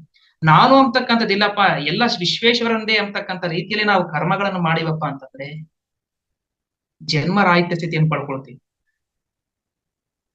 ಕರ್ಮ, ನಾವು ಜನ್ಮ ತಗೊಂಡಿವಿ ಅಂದ್ರೆ ಕರ್ಮ ಇದೆ ಅಂತ ಅರ್ಥ. ಜನ್ಮ ಇಲ್ಲಪ್ಪ ಅಂದ್ರೆ ಕರ್ಮ ಇಲ್ಲ ಅಂತ ಅರ್ಥ. ಕರ್ಮ ಯಾವಾಗ ಇಲ್ಲ ಅಂದಂಗ ಆಗುತ್ತೆ? ಧ್ಯಾನದಲ್ಲಿ ಸಮಸ್ತ ಕರ್ಮಗಳು ಸುಟ್ಟು ಭಸ್ಮ ಮಾಡ್ಕೊಂತೀವಿ ಒಂದು, ಮತ್ತು ನಿಷ್ಕಾಮ ಕರ್ಮಗಳನ್ನು ಮಾಡ್ತೀವಿ. ಅವಾಗೇ ನಮ್ಮ ಕರ್ಮ ಶೂನ್ಯ ಆಗುತ್ತೆ. ಅವಾಗ್ಲೇ ನಾವು ಉನ್ನತವಾಗಿರ್ತಕ್ಕಂತಹ ನಮ್ಮ ಆತ್ಮ, ಶರೀರ ಮರಣ ಆದ್ಮೇಲೆ ನಮ್ಮ ಆತ್ಮ ಊರ್ಧ್ವ ಲೋಕಕ್ಕೆ, ಸತ್ಯಲೋಕಕ್ಕೆ ಹೋಗುತ್ತೆ ಅಂತ ಶಾಸ್ತ್ರದಲ್ಲಿ, ಸದ್ಗುರುಗಳು ಭಗವದ್ಗೀತದಲ್ಲಿ, ಕರ್ಮ ಸಿದ್ಧಾಂತದಲ್ಲಿ, ಕರ್ಮದ ಕಾನೂನಿನಲ್ಲಿ ತಿಳಿಸಲಾಗಿದೆ. ಆದ್ದರಿಂದ ಯಾವುದೇ ಕರ್ಮ ಮಾಡಲಿ, ನಿಷ್ಕರ್ಮ ಕರ್ಮವನ್ನು ಮಾಡೋಣ, ಸತ್ಕರ್ಮಗಳನ್ನೇ ಮಾಡೋಣ, ಮಾಧವ ಸೇವೆಯನ್ನೇ ಮಾಡೋಣ ಅಂತ ಹೇಳ್ಕೊಳುತ್ತಾ ಇಷ್ಟೊತ್ತು ನನಗೆ ಅವಕಾಶ ಮಾಡಿಕೊಟ್ಟಿರ್ತಕ್ಕಂಥ ಮಹಾವತಾರ್ ಫೌಂಡೇಶನ್ ಯೂಟ್ಯೂಬ್ ಚಾನಲ್ ಎಲ್ಲ ಟೀಮ್ ವರ್ಕರ್ಸ್ಗೂ ನಮಸ್ಕಾರ ಮಾಡ್ಕೊಳುತ್ತಾ, ಇಷ್ಟೊತ್ತು ಎಲ್ಲ ಆತ್ಮಬಂಧು ಕೇಳಿರ್ತಕ್ಕಂಥ ನಿಮಗೂ ನಮಸ್ಕಾರ ಮಾಡ್ಕೊಳುತ್ತಾ. Thank you sir. ತುಂಬಾ ಚೆನ್ನಾಗಿ ಎಕ್ಸ್ಪ್ಲನೇಷನ್ ಕೊಟ್ಟಿದ್ರಿ. ಕರ್ಮದ ಕಾನೂನು ಹೇಗೆ ಜೀವನದಲ್ಲಿ ಅಳವಡಿಸ್ಕೊಬೇಕು, ನಮ್ಮ ಜೀವನ ಕ್ರಮಗಳ ಬಗ್ಗೆ ಎಲ್ಲ ಹೇಳಿದೀರಾ. Thank you very much sir. ನಮ್ಮ ಆತ್ಮ ಬಂಧುಗಳು ಪ್ರಶ್ನೆಗಳೇನಾದ್ರೂ ಇತ್ತು ಅಂದ್ರೆ ಹಂಚ್ಕೊಬಹುದು ಮಾಸ್ಟರ್. ಅನ್ಮ್ಯೂಟ್ ಆಗಿದೆ, ಯಾರಾದ್ರೂ ಏನಾದ್ರು ಕೇಳಂಗಿದ್ರೆ ಕೇಳ್ಬೋದು. ಯೋಗೇಶ್ವರಿ ಮೇಡಮ್ ಕೇಳಿ ಮೇಡಮ್. ಎಲ್ಲರೂ ಮಾಸ್ಟರ್ಸ್ ವಿಡಿಯೋ ಆನ್ ಮಾಡ್ಕೊಂಡು ಮಾತಾಡ್ರಿ. ವಿಡಿಯೋ ಯಾರು ಮಾತಾಡ್ತೀವಿ ನನಗೆ ಗೊತ್ತಾಗ್ತದೆ. ಹೌದಾ? Okay sir, okay okay okay okay sir, ನಮಸ್ತೆ. ಈಗ ನಂದು ಪ್ರಶ್ನೆ ಏನಂದ್ರೆ, ನಾನೊಬ್ಬ ಶಿಕ್ಷಕಿಯಾಗಿ ನಂದೇನು ಮಕ್ಕಳಿಗೆ ಒಳ್ಳೇದನ್ನ ಮಾತ್ರ ಹೇಳ್ಕೊಡೋದು, ಜ್ಞಾನದ ಕೆಟ್ಟದನ್ನ ಪರಿಚಯಿಸಿ ಒಳ್ಳೇದನ್ನ ಮಾಡ್ರಿ, ಒಳ್ಳೇದ್ ಮಾಡ್ಬೇಕು ಅನ್ನೋದನ್ನ ನಾನು ಪರಿಚಯಿಸೋದು ನನ್ನ ಕರ್ತವ್ಯ. ಈ ಒಂದು ಹಾದಿಯಲ್ಲಿ ನಾನು ನಡೀತಾ ಇರ್ಬೇಕಾದ್ರೆ ನನ್ನ ಕಣ್ಣ ಮುಂದೆ ಅಧರ್ಮ, ಅನ್ಯಾಯ ಇವೆಲ್ಲ ನಡೀತಾ ಇದ್ದು ಅದನ್ನ ವಿರೋಧಿಸಿದಾಗ ಎಲ್ರು ನನ್ನ ವಿರೋಧ ಆಗಿದ್ದಾರೆ. ಹೇಳ್ತೀನಿ, ಬೇಡ, ಅಲ್ಲ, ಇದು ಹಿಂಗೆ, ಹಿಂಗ್ ಮಾಡ್ಬಾರ್ದು, ಹಂಗ್ ಮಾಡ್ಬಾರ್ದು, ನಾವು ಮಕ್ಕಳಿಗೋಸ್ಕರ ಬಂದಿರೋದು, ಮಕ್ಕಳಿಗೋಸ್ಕರ ಕರ್ತವ್ಯ ನಿರ್ವಹಿಸ್ಬೇಕು, ಕರ್ತವ್ಯವೇ ದೇವ್ರು ಅಂತ ನಮ್ಮ ಆ ಹಾದಿಯಲ್ಲಿ ನಾನು ನಡೀತಾ ಇರ್ಬೇಕಾದ್ರೆ ಅನೇಕ ತೊಡರುಗಳು ಬರುತ್ತೆ. ಇಲ್ಲ, ಇಲ್ಲಿ ಇದು ಅಧರ್ಮನೇ ಇಲ್ಲಿ ನಡಿಬೇಕು, ನೀನ್ ಹೇಳ್ದಂಗೆ ಇಲ್ಲಿ ನಡೆಯಲ್ಲ, ಈ ತರದ ಕೆಲವೊಂದು ನನ್ ಸುತ್ತ ಇದೆ ಅಲ್ಲ. ಇವ್ರಿಗೆಲ್ಲ ಯಾವಾಗ ಇದರ ಜ್ಞಾನ ಬರ್ಬೇಕು, ಯಾವಾಗ ಇದರ ಒಂದು ಧ್ಯಾನದ ಹಾದಿಯಲ್ಲಿ ಹೋಗಿ ಅವರು ಸತ್ಯವನ್ನ ತಿಳ್ಕೊಳ್ಳೋದು ಯಾವಾಗ? ಆಮೇಲೆ ನಾನು ಒಂದು ಎದುರಿಗಿದ್ದವ್ರ ಆತ್ಮಗಳೆಲ್ರೂ ಆತ್ಮಗಳಂತ ತಿಳ್ಕೊಂಡು ನಾವು ಪಾರ್ಟಿಸಿಪೇಟೇಷನ್ ಇದ್ ಮಾಡ್ತೀನಿ. ಅನ್ಮ್ಯೂಟ್ ಮಾಡ್ರಿ ಅವ್ರ, ಮಾತಾಡ್ರಿ ಮೇಡಮ್, ಹೇಳ್ರಿ ಮೇಡಮ್. ಆಯ್ತಾ ಮೇಡಮ್? ಈ ತರ ಇದೆ ಅಲ್ಲ, ನನ್ನ ಸುತ್ತ ಅಧರ್ಮದ ಒಂದು ಇದು ಇದೆ. ಅವ್ರಿಗೆ ತಿಳಿಸ್ಕೊಡಕ್ ಹೋಗಿ ನಾನು ಸಮಾಜಕ್ಕಾಗ್ಲಿ ನನ್ನ ಇದಕ್ಕಾಗ್ಲಿ ವಿರೋಧ ಆಗ್ತಾ ಇದ್ದೀನಿ. ನಾನ್ ಅವ್ರ ಜೊತೆ ನಡೆಯಕ್ ನನ್ ಮನ್ಸಂತೂ ಒಪ್ಪದೇ ಇಲ್ಲ ಆ ತರ ನಡೆಯಕ್ಕೆ. ಹಿಂಗಾಗಿ ನಾನಾಯ್ತು, ನನ್ ಮಕ್ಕಳಾಯ್ತು, ನನ್ ಶಾಲೆ ಆಯ್ತು, ನನ್ ತರಗತಿ ಆಯ್ತು, ನನ್ ಪಾಠ ಕರ್ತವ್ಯ ಮಾಡ್ತಾ ಇದ್ದೀನಿ. ಅದು ಅವ್ರಿಗೆ ನಾನು ಅಪೋಸಿಟ್ ಆಗಿ ಕಾಣ್ತಾ ಇದ್ದೀನಿ. ಹೆಂಗೆ ಇದರಿಂದ ಹೆಂಗ್ ಪರಿಹಾರ? ಇದು ಅಧರ್ಮಕ್ಕೆ ಹೋಗ್ಲೋ ಅಥವಾ ಧರ್ಮದಲ್ಲಿ ಇದ್ಕೊಂಡು ನನ್ನ ಸಮಾಜಕ್ಕೆ ವಿರೋಧ ಆಗ್ಲಾ? ಕರೆಕ್ಟ್, ಒಳ್ಳೆ ಪ್ರಶ್ನೆ ಮೇಡಮ್. ನೀವು ರೈಟ್ ಪಾತ್ ನಲ್ಲಿ ಮಾಡ್ತಾ ಇದ್ದೀರಿ, ರೈಟ್ ಪಾತ್ ನಲ್ಲಿ ನಡೀತಾ ಇದ್ದೀರಿ, ಸರಿಯಾದ ಸ್ಥಿತಿಯಲ್ಲಿ ಇದ್ದೀರಿ. ಸರಿ ಸರ್.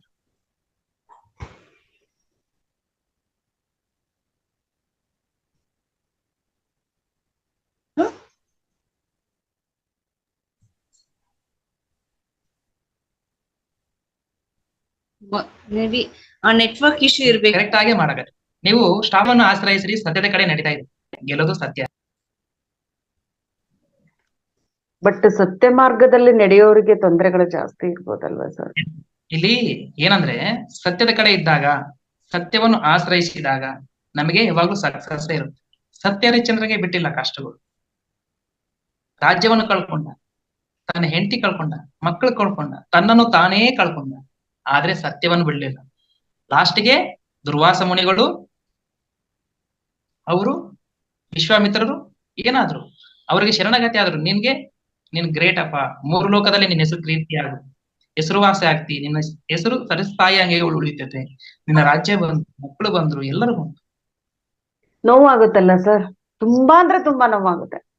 ಹೇಳ್ತೀನಿ madam, ಅದರ ಹೇಳ್ತೀನಿ. ಎದಕ್ಕಪ್ಪ ಅಂತಂದ್ರೆ ಅವರು ಎದಕ್ಕ ಆ ರೀತಿ ಮಾಡ್ತಿದಾರೆ ಅಂತಂದ್ರೆ, ಇನ್ನ ಅವರು ಶೇಷವಾತ್ಮ ಸ್ಥಿತಿನಲ್ಲಿ ಇದ್ದಾರೆ, ಬಾಲಾತ್ಮ ಸ್ಥಿತಿನಲ್ಲಿ ಇದ್ದಾರೆ, ಯುವಾತ್ಮ ಸ್ಥಿತಿನಲ್ಲಿ ಇದ್ದಾರೆ, ಪ್ರೌಢಾತ್ಮ ಸ್ಥಿತಿನಲ್ಲಿ ಇದ್ದಾರೆ. ಈ ವೃದ್ಧಾತ್ಮ ಸ್ಥಿತಿನಲ್ಲಿ ಬಂದಾಗ, ವಿಮುಕ್ತಾತ್ಮ ಸ್ಥಿತಿನಲ್ಲಿ ಬಂದಾಗ, ಪರಮಾತ್ಮ ಸ್ಥಿತಿನಲ್ಲಿ ಬಂದಾಗ ಮಾತ್ರ ಅವರು ನಾವ್ ಹೇಳಿದ ಅರ್ಥ ಮಾಡ್ಕೊಂತಾರೆ. ಅಲ್ಲಿವರೆಗೂ ಅವ್ರ ಸ್ಥಾಯಿ ಮೂಲಾಧಾರ, ಸ್ವಾಧಿಷ್ಠಾನ, ಮಣಿಪೂರಕ ಚಕ್ರಲ್ಲಿ ಇರ್ತಾರೆ. ಅದಕ್ಕಾಗಿ ಅವರಿಂದ ಜನ್ಮಗಳು ತಗೋಬೇಕು. ಭೂಮಿ ಮೇಲೆ ಬಂದಾರೆ ಅವ್ರನ್ನ ಎಲ್ಲಾ ಜನ್ಮಗಳನ್ನೆಲ್ಲ ಹುಟ್ಟಿ ಸತ್ತು ಬಂದು ಮಾನವ ಜನ್ಮಕ್ಕೆ ಬಂದಾರ. ನಾವ್ ಹೇಳಿದಾಗ ಆತ್ಮದಲ್ಲಿ ಹೊಂದಿರೋದಿಲ್ಲ. ಆತ್ಮ ಇನ್ನ ಚಿಕ್ಕ ಮಗು ಆಗಿರುತ್ತೆ. ನಾವು ಹುಟ್ಟಿದ ಮಗು ತಪ್ಪು ಮಾಡಿದ್ರು ಒಳ್ಳೇದು ಮಾಡಿದ್ರು ನಾವು ಏನ್ ಮಾಡ್ತೀವಿ, ಅವನಿಗಿನ್ನ ಅಜ್ಞಾನದಲ್ಲಿದ್ದಾನೆ ಅಂತ. ಅದೇ ಅವನು ಇನ್ನ ಚಿಕ್ಕ ಶೇಷವಾತ್ಮದಾಗಿದ್ದಾನೆ, ಶಿಶುವಾಗಿದೆ ನಿನ್ನ ಆತ್ಮ. ಅವನು ಪ್ರೌಢಾತ್ಮ ಆಗ್ಬೇಕು, ವೃದ್ಧಾತ್ಮ ಆಗ್ಬೇಕು. ಅಂದ್ರೆ ಎಷ್ಟೋ ಜನ್ಮಗಳು ಅವಾಗ್ಲೇ ತಾನು ಅರ್ಥ ಆಗುತ್ತೆ. ಅಲ್ಲಿವರೆಗೆ ಜನ್ಮ ಚಕ್ರ ಸಿಕ್ಕಾಕೊಂತೇನೆ. ತಮೋಗುಣದಲ್ಲಿ ಜನ್ಮ, ರಜೋಗುಣದಲ್ಲಿ 120 ಜನ್ಮ, ಶುದ್ಧ ಸ್ಥಿತಿನಲ್ಲಿ ಬರ್ತಾರೆ. ಅಂತವರೇ ಪಿರಮಿಡ್ ಮಾಸ್ಟರ್ಗಳು. ಶುದ್ಧ ಸಾತ್ವಿಕ ನಿರ್ಗುಣ ಸ್ಥಿತಿಯಲ್ಲಿ ಇರ್ತಕ್ಕಂಥವ್ರು ಮಾಸ್ಟರ್ಗಳು, ಯೋಗಿಗಳು, ಜ್ಞಾನಿಗಳು. ಅವರಿನ್ನ ತಮ್ಮ ಗುಣದಲ್ಲಿದ್ದಾರೆ, ರಜೋಗುಣದಲ್ಲಿದ್ದಾರೆ, ಸಾತ್ವಿಕದಲ್ಲಿ ಕೆಲವರಿದ್ದಾರೆ. ಅಷ್ಟು ಜನ ಡಿಫ್ರೆನ್ಸ್ ಇದ್ದಾರೆ. ಅದಕ್ಕಾಗಿ ನಾವ್ ಏನ್ ಮಾಡ್ಬೇಕು? No comments, no judgment. ಇನ್ನೇನಿದೆ? ಅದೇ ನಾನೇನ್ ಅನ್ಕೊಂತೀನಿ ಅಂದ್ರೆ, ಓ ಇವರು ಈ ಒಂದು ಆತ್ಮಕ್ಕೆ ಈಗ ಟಚ್ ಆಗಿ ಹೋಗೋ ಆತ್ಮಗಳಿವು ಅಂತ ನಾನು ಅನ್ಕೊಂತೀನಿ.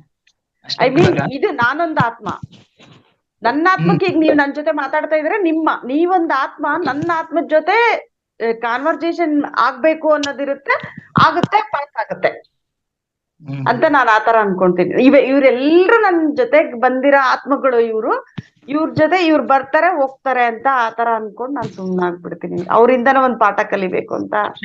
ಅವ್ರ ಬಗ್ಗೆ ನಾವು ಜಾಸ್ತಿ ಇದು ಕಾಮೆಂಟ್ಸ್ ಮಾಡ್ತಿದಂದ್ರೆ ಅವ್ರ ಬಗ್ಗೆ ಉಪೇಕ್ಷವಾಗಿರ್ಬೇಕಷ್ಟೇ ಇದೆ ಅಂತ ಹೇಳಿ ತಿಳ್ಕೊಂಡು ಸುಮ್ನೆ ಆಗ್ಬಿಡ್ಬೇಕು ಅಷ್ಟೇ. ಬಟ್ ಏನ್ ಮಾಡ್ಬೇಕಂದ್ರೆ ನಾವು ಹೇಳೋದು ಮಾತ್ರ ಬಿಡ್ಬಾರ್ದು. ಹಿಂಸೆ ಮಾಡ್ಬೇಡ್ರಯ್ಯ, ಹಿಂದಿರ್ರಿ, ಧ್ಯಾನ ಮಾಡ್ರಿ, ಈ ಆತ್ಮಕರ್ಮ ಬಗ್ಗೆ ಹೇಳ್ಬೇಕು. ನಾವು ಹೇಳಿದಾಗೆ ನಾವು ಇನ್ನ ಹೆಚ್ಚಾಗಿ ಪುರೋಗತಿ ಸಾಧಿಸ್ತೇವೆ.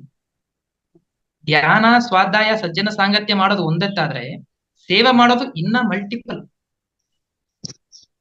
ಅದಕ್ಕಾಗಿ ಆತ್ಮಕರ್ಮಗಳನ್ನು ಮಾಡಬೇಕು. ತುಂಬಾ ಚೆನ್ನಾಗಿ ಸರ್, ನಿಮ್ಮ ಒಂದು ಇವತ್ತಿನ ಇದು ತುಂಬಾ ಚೆನ್ನಾಗಿತ್ತು ಸರ್, ವೆರಿ ಇಂಟ್ರೆಸ್ಟಿಂಗ್ ಇತ್ತು. ಮೇಡಮ್ ಇನ್ನೊಂದು, ನೀವು ಟೀಚರ್ ಆಗಿದ್ರೆ ಅಂತೀರಿ, ಬಹಳ ಒಳ್ಳೆ ಅವಕಾಶ ಇದೆ. ಮಕ್ಕಳಿಗೆ ಧ್ಯಾನ ಕಲ್ಸ್ಕೊಡ್ಬೇಕು. ಮಾಡ್ತೀನಿ ಸರ್, ಮಾಡ್ತೀನಿ. ಶನಿವಾರ ಮಾಡ್ತೀನಿ. ಸಾಧನೆ ಬಗ್ಗೆ ತಿಳ್ಸ್ಕೊಡ್ಬೇಕು. ಮತ್ತೆ ಸ್ಕೂಲ್ಗಳು ಇರ್ತಾವಲ್ಲ ಮೇಡಮ್, ನಿಮ್ ಪರಿಚಯ ಇರ್ತಾರಲ್ಲ ಸ್ಕೂಲ್ಗಳು, ನೀವು ತಿಳಿಸ್ಬೇಕು ಮೇಡಮ್. ನಿಮ್ ರೆಸ್ಪಾನ್ಸಿಬಿಲಿಟಿ ಬಹಳ ಇದೆ, ನಿಮ್ ವರ್ಕ್ ಬಹಳ ಇದೆ ಭೂಲೋಕದಲ್ಲಿ. ಇದೆ ಸರ್, ಅದ್ ಮಾಡಕ್ಕೆ ನನಗೆ ರೂಟ್ ಬಿಡಲ್ಲ, ಕಟ್ ಮಾಡ್ತಾರೆ ಸರ್ ಅಲ್ಲಿ. ಹೆಂಗ್ ಗೊತ್ತಾ, ನೀನ್ ಮುಂದುವರಿತಿದೀಯಾ ಅಂದ್ರೆ ಕರೆಕ್ಟ್ ಕಟ್ ಮಾಡ್ತಾರೆ ಅಲ್ಲಿ, ಮುಂದುವರಿಯಕ್ ಬಿಡಲ್ಲ.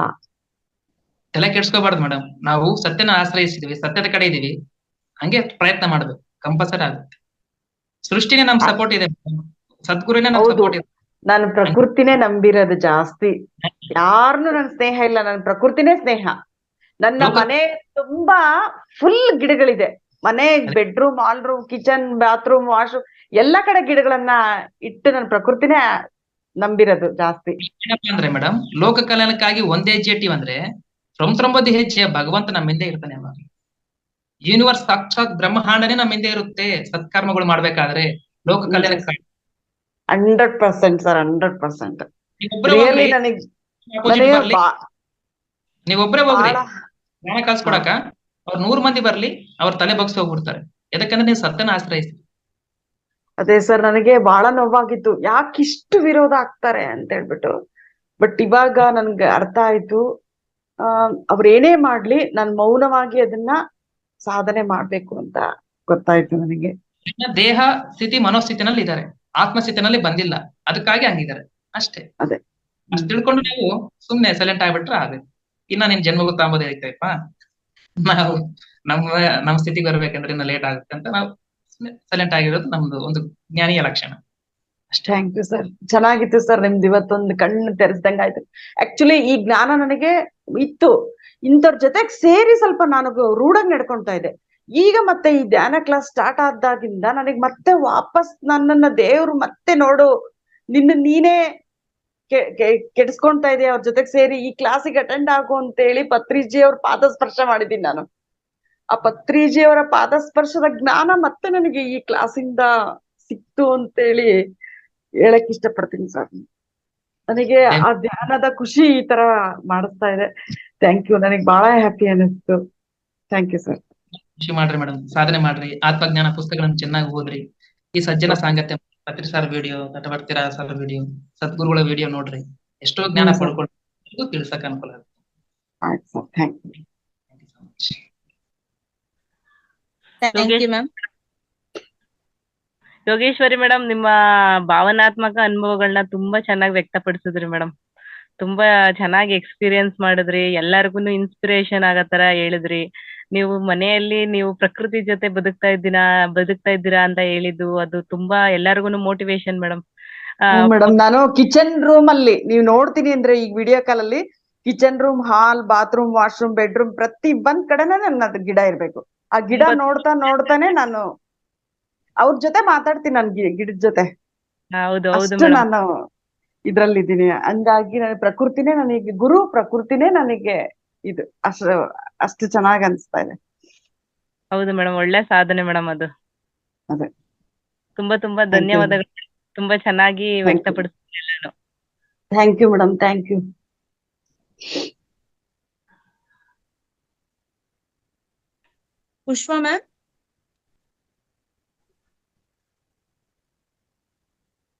ಪುಷ್ಪ ಮ್ಯಾಮ್, ಏನಾದ್ರು ಮಾತಾಡ್ಬೇಕಾ? ಆಗ್ಲೇ ಅನ್ಮ್ಯೂಟ್ ಆಗಿತ್ತು.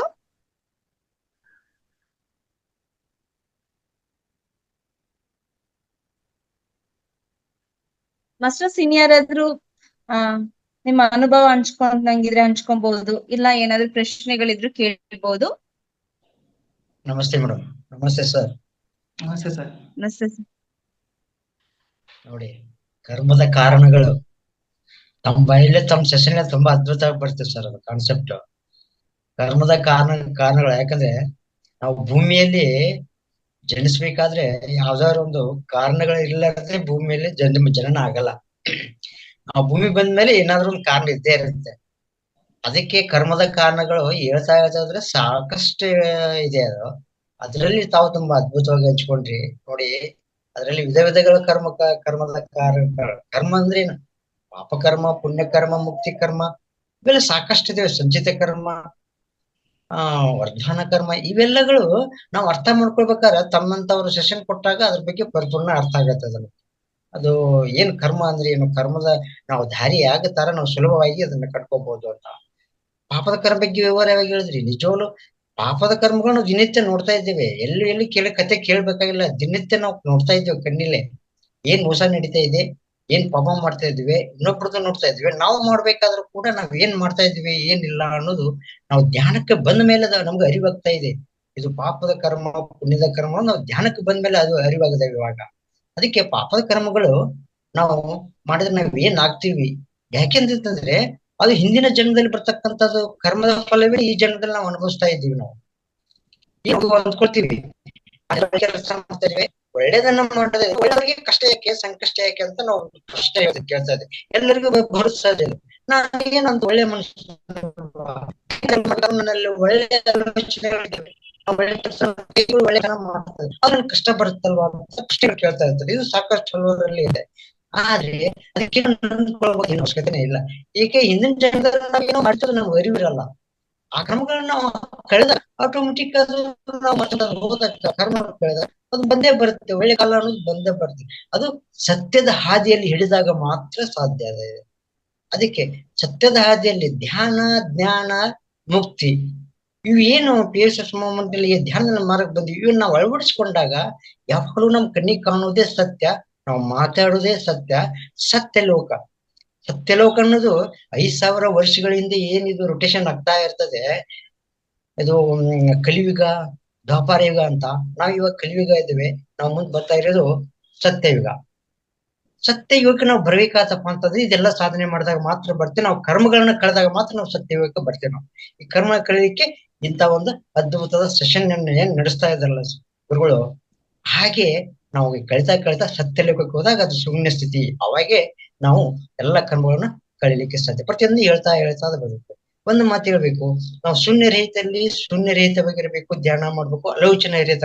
ಇದು ಸಿಂಪಲ್ ಸ್ಟೆಪ್ ಅಷ್ಟೇ. ಇದು ನಾವು ಆಲೋಚನೆ ರಹಿತವಾಗಿರ್ದಾಗ ಜ್ಞಾನ ಅಳವಡಿಸ್ಕೊಳ್ಳುತ್ತೆ, ಘಟಿಸುತ್ತೆ ಅನ್ನೋದು ಬೇಸಿಕಲಿ ಸ್ಟೆಪ್. ಆದ್ರೆ ಶೂನ್ಯರಹಿತವಾಗಿ ನಾವು ಇರ್ಬೇಕಾತಪ್ಪ ಅಂತಂದ್ರೆ, ನಾವು ಒಂದು ವಸ್ತುವನ್ನು ಬರ್ನ್ ಮಾಡಿದಾಗ ಅದು ಒಂದು ಪ್ರಕೃತಿಯಲ್ಲಿ ಲೀನ್ ಆಗಿ ಹೋಗ್ಬಿಡುತ್ತೆ. ಅಂತ ಸ್ಥಿತಿ ಯಾವಾಗ ಬರುತ್ತೆ ಅದು ಧ್ಯಾನ. ಈಗ ಅಂತ ಸ್ಥಿತಿ ನಾವು ಕಟ್ಕೋಬೇಕಾದ್ರೆ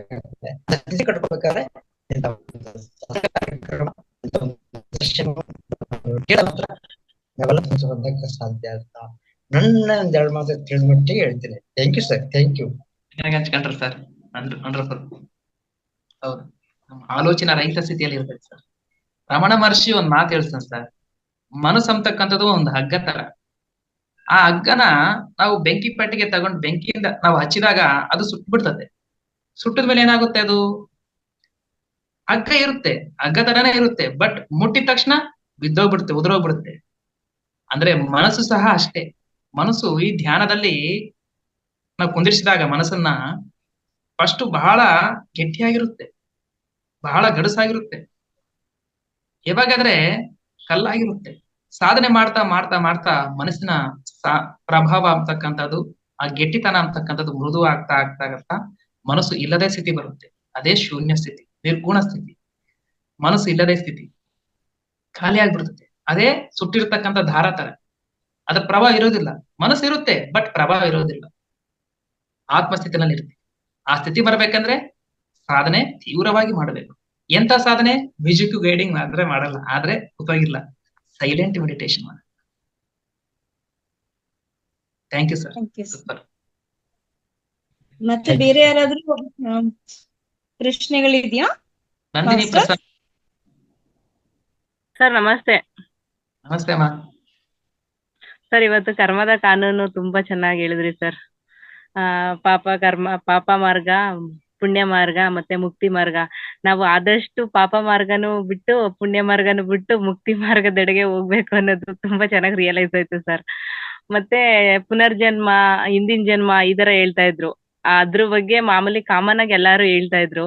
ಆದ್ರೆ ಸಂಚಿತ ಪಾಪ ಮತ್ತೆ ಹಂಗಾಮಿ ಕರ್ಮ, ಸಂಚಿತ ಕರ್ಮ, ಹಂಗಾಮಿ ಕರ್ಮ, ಮತ್ತೆ ವರ್ತಮಾನ ಕರ್ಮ, ಇದನ್ನೆಲ್ಲ ನಮ್ಗೆ ತುಂಬಾ ಸೂಕ್ಷ್ಮವಾಗಿ ತುಂಬಾ ದೊಡ್ಡ ಗ್ರಂಥಗಳಲ್ಲಿರುವಂತಹ ಉದಾಹರಣೆಗಳೊಂದಿಗೆ ಮತ್ತೆ ಸಣ್ಣ ಸಣ್ಣ ಕಥೆಗಳೊಂದಿಗೆ ತುಂಬಾ ಚೆನ್ನಾಗಿ ನಮಗ್ ಮನ ಮುಟ್ಟುವಂತೆ ಹೇಳಿದ್ರಿ ಸರ್. ಇವತ್ತಿನ ಸೆಷನ್ ತುಂಬಾ ಅದ್ಭುತವಾಗಿ ನಡೀತು. ತುಂಬಾ ಧನ್ಯವಾದಗಳು ಸರ್. ನಾವು ಆಕ್ಚುಲಿ ನಾವಿನ್ನ ಈ ಧ್ಯಾನದ ಹಾದಿಯಲ್ಲಿ ತುಂಬಾ ಚಿಕ್ಕವರು. ನಿಮ್ಮಂತವ್ರನ್ನೆಲ್ಲ ನೋಡಿ ನಾವು ತುಂಬಾ ಪ್ರೇರಣೆ ತಗೊಂಡು ಕಲಿಬೇಕಾಗಿರೋದು ತುಂಬಾ ಇದೆ ಸರ್. ತುಂಬಾ ಥ್ಯಾಂಕ್ ಯು ಸರ್. ತುಂಬಾ ಚೆನ್ನಾಗ್ ಬಂತು ಸರ್ ಇವತ್ತು ಕಾರ್ಯಕ್ರಮ. ತುಂಬಾ ಒಂದೊಂದು ಕಥೆಗಳು ಕೂಡ ನಮ್ಗೆ ಒಂದು ಸಣ್ಣ ಮಕ್ಕಳಿಗೆ ಹೇಳಿದ್ದು ಆ ಬೆಂಕಿ ಪಟ್ಟಣದ ಕತೆ ಇರ್ಬೋದು, ಅದೆಲ್ಲ ನಾವು ತುಂಬಾ ಚಿಕ್ಕವರಾಗ್ಬಿಟ್ಟಿದ್ವಿ ಸರ್. ಧ್ಯಾನ ಮಿತ್ರರೆಲ್ಲರಿಗೂ ಏನ್ ಅನಿಸ್ತಾ ಗೊತ್ತಿಲ್ಲ, ಒಟ್ನಲ್ಲಿ ನಾನಂತೂ ತುಂಬಾ ಚಿಕ್ಕ ಮಗು ತರನೇ ಕೇಳ್ತಾ ಇದ್ದೆ ಸರ್. ಅದು ಪ್ರತಿಯೊಂದು ಉದಾಹರಣೆನು ತುಂಬಾ ಮನ ಮುಟ್ಟುವಂತೆ ಹೇಳಿದ್ರಿ ಸರ್. ಅದಕ್ಕೆ ನಿಮ್ಗೆ ಅನಂತ ಕೋಟಿ ಧನ್ಯವಾದಗಳು ಸರ್. ತುಂಬಾ ಧನ್ಯವಾದಗಳು sir. Thank you very much. ಮಾತು ಹೇಳ್ತಾರಮ್ಮ, ಏನಂದ್ರೆ ಯೇಸು ಪ್ರಭು ಏನ್ ಹೇಳ್ತಾನಂದ್ರೆ, ನಾವು ಆಧ್ಯಾತ್ಮಿಕ ಮಾರ್ಗ ದೇವರ ರಾಜ್ಯದಲ್ಲಿ ಪ್ರವೇಶ ಆಗ್ಬೇಕಂದ್ರೆ ಚಿಕ್ಕ ಮಕ್ಕಳ ಆಗ್ಬೇಕು, ಮಗು ತರ ಆಗ್ಬೇಕು. ಆಧ್ಯಾತ್ಮಿಕ ಮಾರ್ಗದಲ್ಲಿ ದೇವರ ರಾಜ್ಯದಲ್ಲಿ ಪ್ರವೇಶ ಆಗಲು ಸಾಧ್ಯ. ಅದೇ ಸರ್, ಒಂದು ವಾಕ್ಯ ಹೇಳ್ತಾರಲ್ಲ ಸರ್, ನುಡಿದರೆ ಮುತ್ತಿನ ಹಾರದಂತಿರ್ಬೇಕು, ನುಡಿದರೆ ಭಕ್ತಾದಿಗಳ ಹೌದೌದೇನು ಅಂತಿರ್ಬೇಕು ಅನ್ನೋ ತರ ನೀವ್ ಹೇಳ್ತಾ ಇದ್ರೆ ನಾವು ಎಲ್ಲಾ ಹೂ ಅನ್ನೋ ತರ ತಲೆ ತೂಗೋ ತರ ಇತ್ತು ಸರ್ ಇವತ್ತು ಸೆಷನ್. ಅಷ್ಟೇ, ಎಷ್ಟೇ ಕಲ್ಕೊಂಡ್ರು ಎಷ್ಟೇ ತಿಳ್ಕೊಂಡ್ರು ಚೈಲ್ಡ್ಹುಡ್ ಆಗಿರ್ಬೇಕು ಮೇಡಮ್, ಮಗು ತರ ಇರ್ಬೇಕು. ಅವಾಗ್ಲೇ ಯಾವಾಗಾದ್ರೆ ವಿನಯತೆ ಇರುತ್ತೋ ಅವನು ಪುರೋಗತಿ ಹೊಂದುತ್ತಾನೆ. ಯಾವಾಗಾದ್ರೆ ಅಹಂಕಾರ ಇರುತ್ತೋ ಅವನು ತಿರೋಗಮನ ಹೊಂದುತ್ತಾನೆ. ಹೌದು ಸರ್. ವಿನಯಕ್ಕೂ ಅಹಂಕಾರಕ್ಕೂ ಅಜಗದಂತರ ವ್ಯತ್ಯಾಸ ಇದೆ. ಅದೇ ಸರ್, ಧ್ಯಾನ ಮಾರ್ಗಕ್ಕೆ ಬಂದಾಗ ನಾನು ನನ್ನದು ಎನ್ನೋ ಅಹಂಕಾರ ಮತ್ತೆ ಅಹಂ ಅನ್ನೋದನ್ನ ಬಿಟ್ಬಿಟ್ರೆ ಜೀವನ ತುಂಬಾ ಸರಳ ಅಂತ ಅನಿಸ್ಬಿಡುತ್ತೆ ಸರ್. ನಮ್ದೇನಿಲ್ಲ, ನಾವು ಬರೀ ಪದಾರ್ಥ ಮಾತ್ರ. ನಾವು ದೇಹ ಪದಾರ್ಥ ಅಲ್ಲ. ಈ ದೇಹ ಎಂದಿಗೂ ಯಾವಾಗ್ಲೂ ನಶಿಸೋಗಂತದ್ದು. ನಾವೇನು ಬಂದಿರೋದ್ 3 ದಿನ, ಹೋಗೋದ್ 3 ದಿನ. ಆದ್ರೆ ನಾವೇನು ಇರ್ಬೇಕಾದ್ರೆ ಎಲ್ಲರಿಗೂ ಧ್ಯಾನ ಪ್ರಚಾರ ಮಾಡ್ಬೇಕು, ಒಳ್ಳೇದನ್ನ ಹೇಳ್ಬೇಕು, ಒಳ್ಳೆ ಸನ್ಮಾರ್ಗದಲ್ಲಿ ನಡಿಬೇಕು ಅನ್ನೋದು ಮಾತ್ರ ಆ ಇಲ್ಲಿ ತಿಳಿಸ್ಕೊಡ್ತಾ. ಗುರುಗಳು ಏನ್ ಹೇಳ್ತಾರಂದ್ರೆ, ಮನುಷ್ಯ ಜನ್ಮ ಚಕ್ರಲ್ಲಿ ಸಿಕ್ಕೊಳ್ಳಕ್ಕೆ 2 ಕಾರಣಗಳು. ಒಂದು ಅಹಂಕಾರ, ಒಂದು ಮಮಕಾರ. ಹೌದು. ಅಹಂಕಾರ ಇದ್ರು ರಾವಣಾಸುರನಿಗೆ ಅಹಂಕಾರ ಇತ್ತು, ಹಿರಣ್ಯಕಶ್ಯಪನಿಗೆ ಅಹಂಕಾರ ಇತ್ತು, ಪತನನಾದ. ಧ್ಯಾನ ಮಾಡ್ದ, ಜ್ಞಾನಿ, ಬ್ರಹ್ಮಜ್ಞಾನಿ, ಆದ್ರೂ ಅಹಂಕಾರ ಇತ್ತು. ಅದಕ್ಕೆ ಪತನ ಆಗಿ ಮತ್ತೆ ಜನ್ಮಚಕ್ರಲ್ಲೂ ಸಿಕ್ಕಾಕೊಂಡ. ಮತ್ತೆ ಮಮಕಾರ, ಮಕ್ಕಳ ಮೇಲೆ ಮಮಕಾರ, ಆಸ್ತಿ ಮೇಲೆ ಮಮಕಾರ, ಐಶ್ವರ್ಯದ ಮೇಲೆ ಮಮಕಾರ, ಕೀರ್ತಿ ಮೇಲೆ ಮಮಕಾರ, ಕನಕದ ಮೇಲೆ ಮಮಕಾರ. ಈ ಮಮಕಾರಗಳು ಇಟ್ಕೊಂಡಾಗ ಮತ್ತೆ ಜನ್ಮಚಕ್ರಲ್ಲಿ ಸಿಕ್ಕಾಕೊಂಡ. ಜಡಭರತನು ಕೂಡ ಅಷ್ಟೇ ಆಗಿದೆ. ರಾಜ್ಯವನ್ನು ಬಿಟ್ಟು ಅರಣ್ಯಕ್ಕೆ ಹೋಗಿ ಧ್ಯಾನ ಮಾಡಕ್ ಹೋದ, ತಪಸ್ ಮಾಡಕ್ ಹೋದ. ಆದ್ರೆ ಜಿಂಕೆ ಮೇಲೆ ಮಮಕಾರದಿಂದ ತಪಸ್ಸು ಮಾಡೋದ್ ಬಿಟ್ಟು ಜಿಂಕೆ ಮೇಲೆ ಪ್ರೀತಿ ಮಮಕಾರನ ಬೆಳೆಸ್ಕೊಂಡ್ಬಿಟ್ಟ. ಅದನ್ನ ಯೋಗಕ್ಷೇಮ ನೋಡ್ತಾ ಇದ್ದ, ಸಾಧನೆ ಮಾಡೋದು ಬಿಟ್ಬಿಟ್ಟ. ಅದು ದೊಡ್ಡದಾಯ್ತು, ಹೊರಗಡೆ ಹೋಯ್ತು, ತಾನು ಮಂಚದ ಮೇಲೆ ಬಿದ್ದ. ಜಿಂಕೆ ಜಿಂಕೆ ಅನ್ಕೊಂತೋಡಿ ಸತ್ತೋಗ್ಬಿಟ್ಟ. ಏನಾಯ್ತು? ಕಾಲೇಚ ಮಾಮೇವ ಸ್ಮರಣ ಮುಕ್ತ ಕಾಲೇಂಬರ. ಅಂತ್ಯಕಾಲದಲ್ಲಿ ತಾನು ಯಾವ ಭಾವನೆಯಿಂದ ತಾನು ಶರೀರವನ್ನು ಬಿಡ್ತಾನೋ ಅದೇ ಆಗ್ತಾನಂತೆ. ಯಾವ ಭಾವನೆಯಿಂದ ಬಿಟ್ಟ? ಜಿಂಕೆ ಅಂತಕ್ಕಂಥ ಭಾವನೆ ಮೇಲೆ ಬಿಟ್ಟ. ತಾನು ಸಾಧನೆ ಮಾಡಿದ್ದಕ್ಕೆ ತಪೋಲೋಕಕ್ಕೆ ಹೋದ, ಮತ್ತೆ ಜನ್ಮ ತಗೊಂಡ. ಎಂತ ಜನ್ಮ? ಜಿಂಕೆಯಾಗಿ ಜನ್ಮ ತಗೊಂಡ. ಕಾರಣ ಏನು? ತಾನು ಮೋಕ್ಷ ಪಡ್ಕೊಂಡ್ಬೇಕಾಗಿತ್ತು, ಆದ್ರೆ ಆ ಜಿಂಕೆ ಮೇಲೆ ಮಮಕಾರ ಇಟ್ಕೊಂಡಿದ್ದಕ್ಕೆ ಮತ್ತೆ ಜಿಂಕೆಯಾಗಿ ಹುಟ್ಟಿದ. ಆ ಜನ್ಮದಲ್ಲಿ ಜಿಂಕೆಯಾಗಿ ಮತ್ತೆ ಮರಣ ಆದ್ಮೇಲೆ ಮತ್ತೆ ತಪೋಲೋಕಕ್ಕೆ ಹೋಗಿ ಮತ್ತೆ ಒಬ್ಬ ಯೋಗಿಯ ಕುಟುಂಬದಲ್ಲಿ ಹುಟ್ಟಿ ಧ್ಯಾನ ಸಾಧನೆ ಮಾಡಿ ಜ್ಞಾನ ಬೆಳೆಸ್ಕೊಂಡು ಎಲ್ಲರಿಗೆ ತಿಳಿಸಿ ಸತ್ಯಲೋಕಕ್ಕೆ ಸೇರ್ಕೊಂಡ. ಎಷ್ಟು ಜನ್ಮಗಳಾದವು? ಜನ್ಮಚಕ್ರಲ್ಲಿ ಸಿಕ್ಕೊಂಡ್ಕೊಂಡ. ಕಾರಣ ಮಮಕಾರ. ಅಹಂಕಾರ ಇದ್ರು ಮಮಕಾರ ಇದ್ರು ಮತ್ತೆ ಚಕ್ರದಲ್ಲಿ ಸಿಕ್ಕಾಕೊಂಡ್ರಿ ಮೇಡಮ್. ಅದಕ್ಕೆ ಅಹಂಕಾರ ಮಮಕಾರವನ್ನ ಮನುಷ್ಯನ್ಗೆ ಬಹಳ ಶತ್ರು. ಅವನ್ನೆರಡನ್ನ ಕಡಿಮೆ ಮಾಡ್ಕೋದು. ಇವಾಗ ಒಂದು ಜಿಲೇಬಿ ಇದೆ, ತಿನ್ಬಹುದು. 2 ಜಿಲೇಬಿ ತಿನ್ಬಹುದು, 3 ಜಿಲೇಬಿ ತಿನ್ಬಹುದು. ತಿಂತೀವಿ ಬಾರ ಅಂತ 10 ಜಿಲೇಬಿ ತಿಂದ್ರೆ ಏನಾಗುತ್ತೆ? ಹಾಗಲ್ಲ ಸರ್. ಅಂದ್ರೆ 1 ಜಿಲೇಬಿ ಅಂದ್ರೆ ಒಂದು ಮಮಕಾರ.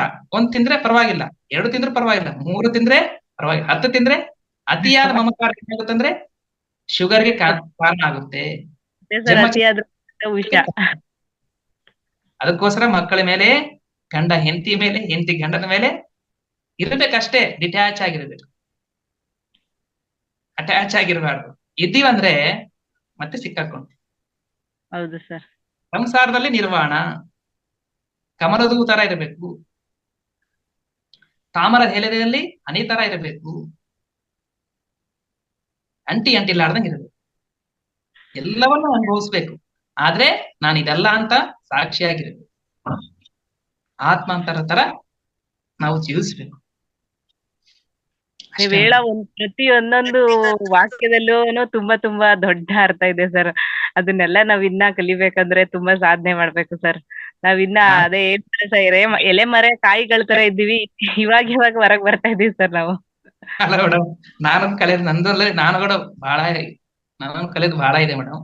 ನಿಮ್ಮ ಅನುಭವದಲ್ಲಿ ನಾನು 1% ಕೂಡ ಕಲ್ತಿನ ಇಲ್ಲ, ಇನ್ನ ಜಗ್ಗಿ ಕಲಿಬೇಕಿನ್ನ. ದೊಡ್ಡ ಮಾತು.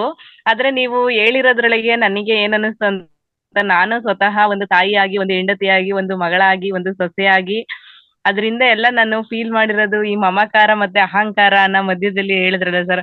ಮಮಕಾರ ಅನ್ನೋದು ನಮ್ನ ತುಂಬಾ ಸೆಲ್ಫಿಶ್ ಆಗಿ ಮಾಡ್ಬಿಡುತ್ತೆ ಸರ್. ಆ ಮಮಕಾರ ಅನ್ನೋದು, ಅಯ್ಯೋ ನಾನ್ ಬಿಟ್ಟೋಗ್ಬೇಕಾ, ಅಯ್ಯೋ ನನ್ನದು, ಅಯ್ಯೋ ನನ್ನ ಮಕ್ಕಳು, ನನ್ನ ಸಂಸಾರ, ನನ್ನ ಗಂಡ, ನನ್ನ ಅಪ್ಪ ಅಮ್ಮ ಎಲ್ಲರಿಗೂ ಅವರೆಲ್ಲ ಆತ್ಮ ಪದಾರ್ಥ ಮಾತ್ರನೇ.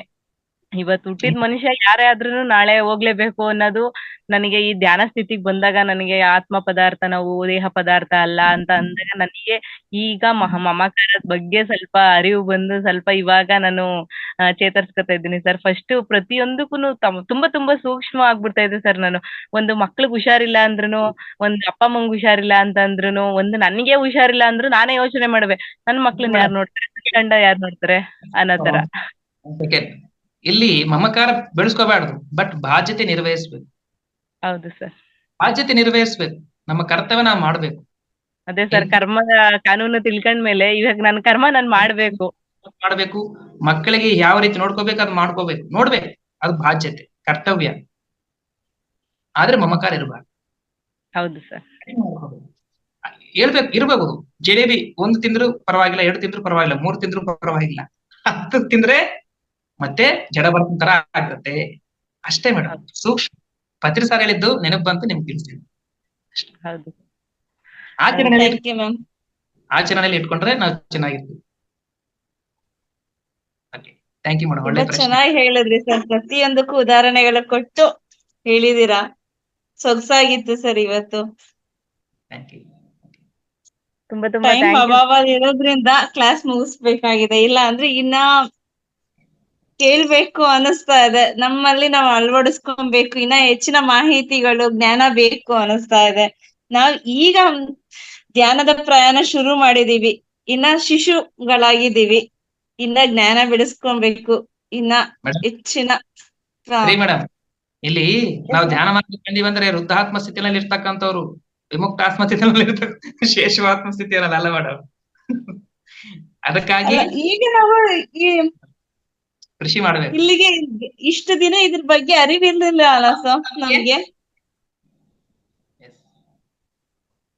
ಏನಿಲ್ಲ ಮೇಡಮ್, ಸಾಧನೆ ಜಾಸ್ತಿ ಒಬ್ಬ ಮಾಸ್ಟರ್ ಬಂದು ನಮ್ಗೆ ಹೇಳ್ತಿರೋವಾಗ ನಾವ್ ಎಷ್ಟು ಹಿಂದೆ ಇದೀವಿ, ಎಷ್ಟು ಅಜ್ಞಾನದಲ್ಲಿ ಇದೀವಿ ಅಂತ ಈ ಒಂದೊಂದು ಸೆಕ್ಷನ್ ಅನ್ನು ನಮಗೆ ಅರಿತಾ ಹೋಗ್ತಾ ಇದೆ. ಇಷ್ಟು ದಿನ ನಾವು ಏನು ತಪ್ಪು ಮಾಡ್ತಿದ್ವಿ ಅಂತ ತಿಳಿತಾ ಹೋಗ್ತಿದೆ. ಈಗ ನಮ್ಮಲ್ಲಿ ನಾವೇ ಬದಲಾವಣೆ ಮಾಡ್ಕೊಂತ ಬರ್ತಿದೀವಿ. ಸೊ ನಮ್ಮ ಹಿಂದಿನ ಜನ್ಮದ ಪುಣ್ಯನೋ ಏನೋ ಈಗ ನಮಗೆ ಮುಕ್ತಿ ಮಾರ್ಗ, ಜ್ಞಾನ ಮಾರ್ಗ ಸಿಗ್ತಿದೆ. ನಮ್ಮ ಕರ್ಮನ ಸವಿಸ್ಕೊಳೋದಕ್ಕೆ ದಾರಿ ಸಿಗ್ತಾ ಇದೆ. ಒಂದ್ ಮಾತು ಹೇಳ್ತಾರೆ ಮೇಡಮ್, ಅಷ್ಟವಕ್ರರು ಏನ್ ಹೇಳ್ತಾರೆ ಅಂದ್ರೆ, ಜ್ಞಾನಾನ್ ಮುಕ್ತಿ, ಜ್ಞಾನ ಇದ್ರೇನೆ ಮೋಕ್ಷಕ್ಕೆ ಅರ್ಹನು, ಜ್ಞಾನ ಇಲ್ಲದ್ರೆ ಮೋಕ್ಷಕ್ಕೆ ಅರ್ಹ.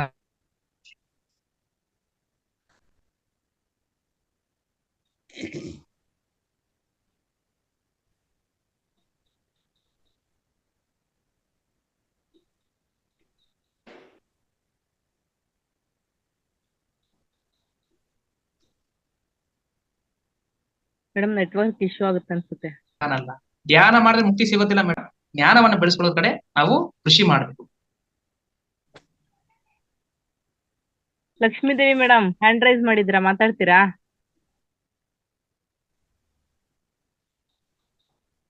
ಮೇಡಮ್ ದಯವಿಟ್ಟು ಅವ್ರು ಯೋಗೇಶ್ವರಿ ಮೇಡಮ್ ಹೇಳಿದ್ರು ಮನೇಲಿ ತುಂಬಾ ಗಿಡಗಳು ಹಾಕಿದೀನಿ ಅಂತ ಹೇಳಿ, ಅದೊಂದ್ಸಲ ನೋಡ್ಬೋದಾ, ತೋರಿಸ್ತಾಗುತ್ತಾ? ನೀವು ಅಬ್ಸರ್ವ್ ಮಾಡ್ಲಿಲ್ವಾ? ಯೋಗೇಶ್ವರಿ ಮೇಡಮ್ ಶೋ ಮಾಡಿದ್ರು, ನೀವು ನೋಡ್ಲಿಲ್ವಾ? ಮೇಡಮ್ ತೋರಿಸಿದ್ರಲ್ಲ, ನೋಡ್ಲಿಲ್ವಾ ನೀವು? ನಂಗೆ ಸ್ವಲ್ಪ ನೋಡಿಲ್ಲ. ಓಕೆ, ಯೋಗೇಶ್ವರಿ ಮೇಡಮ್ ನಿಮ್ಮಲ್ಲಿ ಒಂದು ರಿಕ್ವೆಸ್ಟ್, ನಿಮ್ಮ ಪ್ರಕೃತಿನ ಎಲ್ಲರಿಗೂ ಒಂದ್ ಸ್ವಲ್ಪ ತೋರಿಸಿ ಮೇಡಮ್.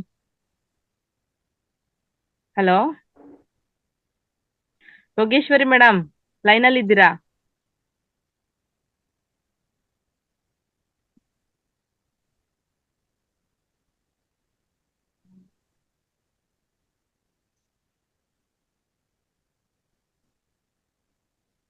ಇದು ತೋರಿಸ್ತಾ ಇದಾರೆ ನೋಡಿ ಮೇಡಮ್. ಪಿನ್ ಮಾಡಕ್ಕಾದ್ರೆ ಮಾಡಿ ಮೇಡಮ್ ಅವ್ರನ್ನ. ಶ್ರೀ ಮೇಡಮ್ ಹಾಗೆ ಇರಿ.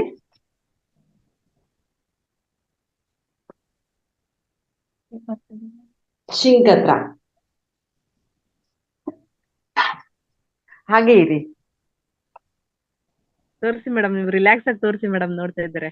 ಓಕೆ, ಇದು ವಾಸ್ತು ಪ್ಲಾಂಟ್ ಅಂತ ನಿಮ್ಮೆಲ್ರಿಗೂ ಗೊತ್ತಿರ್ಬೋದು. ಇಲ್ಲಿ ಹಾಲಲ್ಲಿ ಇಟ್ಕೊಂಡಿದೀನಿ. ಇದು ಗೋಲ್ಡನ್ ಮನಿ ಪ್ಲಾಂಟ್ ಅಂತ ಹೇಳ್ಬಿಟ್ಟು ಗೋಲ್ಡ್ ಕಲರ್ ಬರುತ್ತೆ ಇದು. ಮತ್ತೆ ಇದು ಒಂಥರ ಶೋ ಪ್ಲಾಂಟ್. ಮತ್ತೆ ಇಲ್ಲಿದೆ ನೋಡಿ.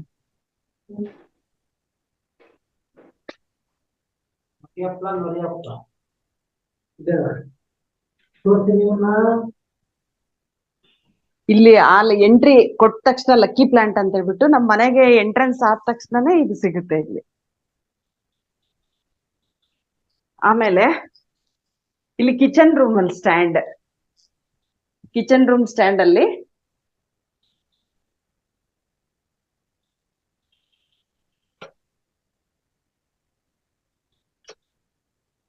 ಆಮೇಲೆ ಇಲ್ಲಿ ಸಿಂಕ್ ಹತ್ರ ನಾನು ಪಾತ್ರೆ ತೊಳಿತಾ ಇರ್ತೀನಲ್ವಾ, ಈ ಪಾತ್ರೆ ತೊಳಿಬೇಕಾದ್ರೆ ಒಂದಿಷ್ಟು ವೇಸ್ಟ್ ಬಾಟಲ್ಸ್ ಅವೆಲ್ಲ ಇದಾವೆ, ಅದ್ರ ಜೊತೆಗೆ ಇಲ್ಲಿ ಇಟ್ಕೊಂಡಿದೀನಿ.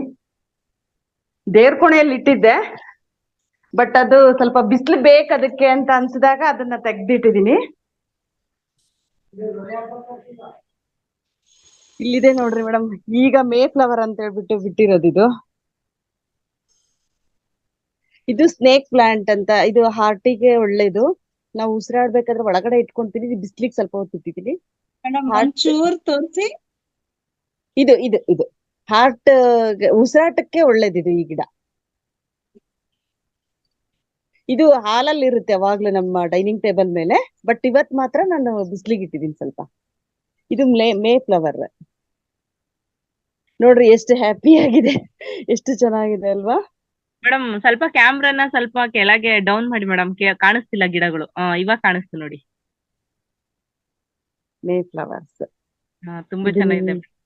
ಇದು ನೋಡ್ರಿ, ಇದು ಹೇಳಿದ್ನಲ್ಲ ಉಸಿರಾಟ, ಇದ್ರದ್ದು ಗಾಳಿ ನಾವು ಕುಡಿಬೇಕಂತೆ. ಹೌದೌದು ಮೇಡಮ್, ಇದನ್ನು ವಾಸ್ತು ಗಿಡವಾಗಿ ಬಳಸ್ತಾರೆ ಮೇಡಮ್. ಎಸ್. ಮತ್ತೆ ಇಲ್ಲೊಂದು ಪಾಟ್ ಎಂಟ್ರೆನ್ಸಿಗೆ, ಇವೆಲ್ಲ ಒಂದು ಚಪ್ಪಲಿ ಸ್ಟ್ಯಾಂಡ್ ಅನ್ನೇ ನಾನು ಮತ್ತೆ ಇದು ಪಾಟ್ ಇಡಕ್ಕೆ ಅಂತಾನೆ ಮಾಡ್ಕೊಂಡಿದೀನಿ. ಇದು ಸ್ನೇಕ್ ಪ್ಲಾಂಟ್ ಅಂತ, ಹಾವು ಬರಲ್ಲ. ಇದು ಕೂಡ ಮನಿ ಪ್ಲಾಂಟ್, ಇದು ಬ್ಲಾಕ್ ಮನಿ ಪ್ಲಾಂಟ್ ಅಂತ. ಇಲ್ಲಿದೆ ನೋಡು ಗ್ರೀನ್ ಇದು.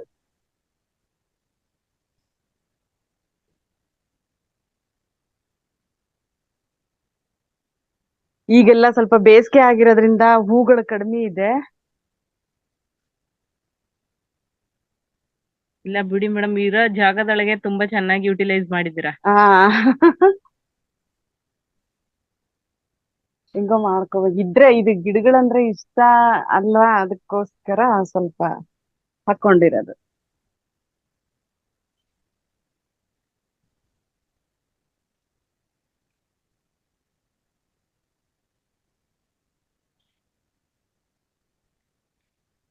ಈ ತರ ಇದೆ.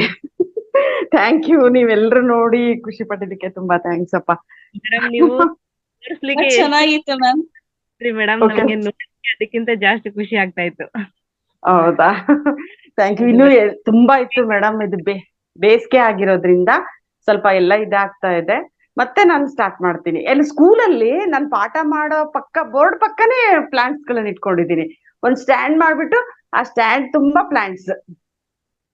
ಆಮೇಲೆ ಮಕ್ಕಳಿಗೆ ನಾನು ಮೊನ್ನೆ ರಜೆ ಬಿಡ್ತಲ್ಲ, ಅವಾಗ ಎಲ್ರಿಗೂ ಒಂದೊಂದು ಪ್ಲಾಂಟ್ ನ ಕೊಟ್ಟು ಕಳ್ಸಿದೀನಿ. ನೀವೇ ಸಾಕಿ ತಗೊಂಡ್ ಮತ್ತೆ ಜೂನಿಗೆ ತಗೊಂಡ್ ಬರ್ಬೇಕು. ತುಂಬಾ ಒಳ್ಳೆ ಐಡಿಯಾ ಅಭ್ಯಾಸ ಮೇಡಮ್. ಆ ತರ ಮಾಡ್ಕೊಂಡಿದ್ದೀನಿ. Thank you madam, thank you. Time ಆಯ್ತು ಅನ್ಸುತ್ತೆ, ಮತ್ತೆ ನಾಳೆ ಸಿಗೋಣ. Thank you. Lakshmi Devi madam, ಖುಷಿ ಆಯ್ತಾ? ತುಂಬಾ ತುಂಬಾ ಖುಷಿ ಆಯ್ತು ಮೇಡಮ್, ನಿಮ್ಗೆಲ್ರಿಗೂ ತುಂಬಾ ತುಂಬಾ ಖುಷಿ ಆಯ್ತು. ಧನ್ಯವಾದಗಳು ಎಲ್ರಿಗೂ. Thank you madam. Okay sir, ಇವತ್ತು ಕಾರ್ಯಕ್ರಮ ತುಂಬಾ ಚೆನ್ನಾಗಿ ನಡೆಸ್ಕೊಡ್ರಿ ಸರ್. ಎಲ್ಲರ ಪರವಾಗಿ ನಿಮ್ಗೆ ತುಂಬಾ ಹೃದಯದ ಧನ್ಯವಾದಗಳು ಸರ್. ಅವಕಾಶ ಕೊಟ್ಟಿರೋದಕ್ಕೆ ನಿಮಗೂ ಧನ್ಯವಾದಗಳು madam. Thank you. Thank you very much sir. ನಮಸ್ತೆ.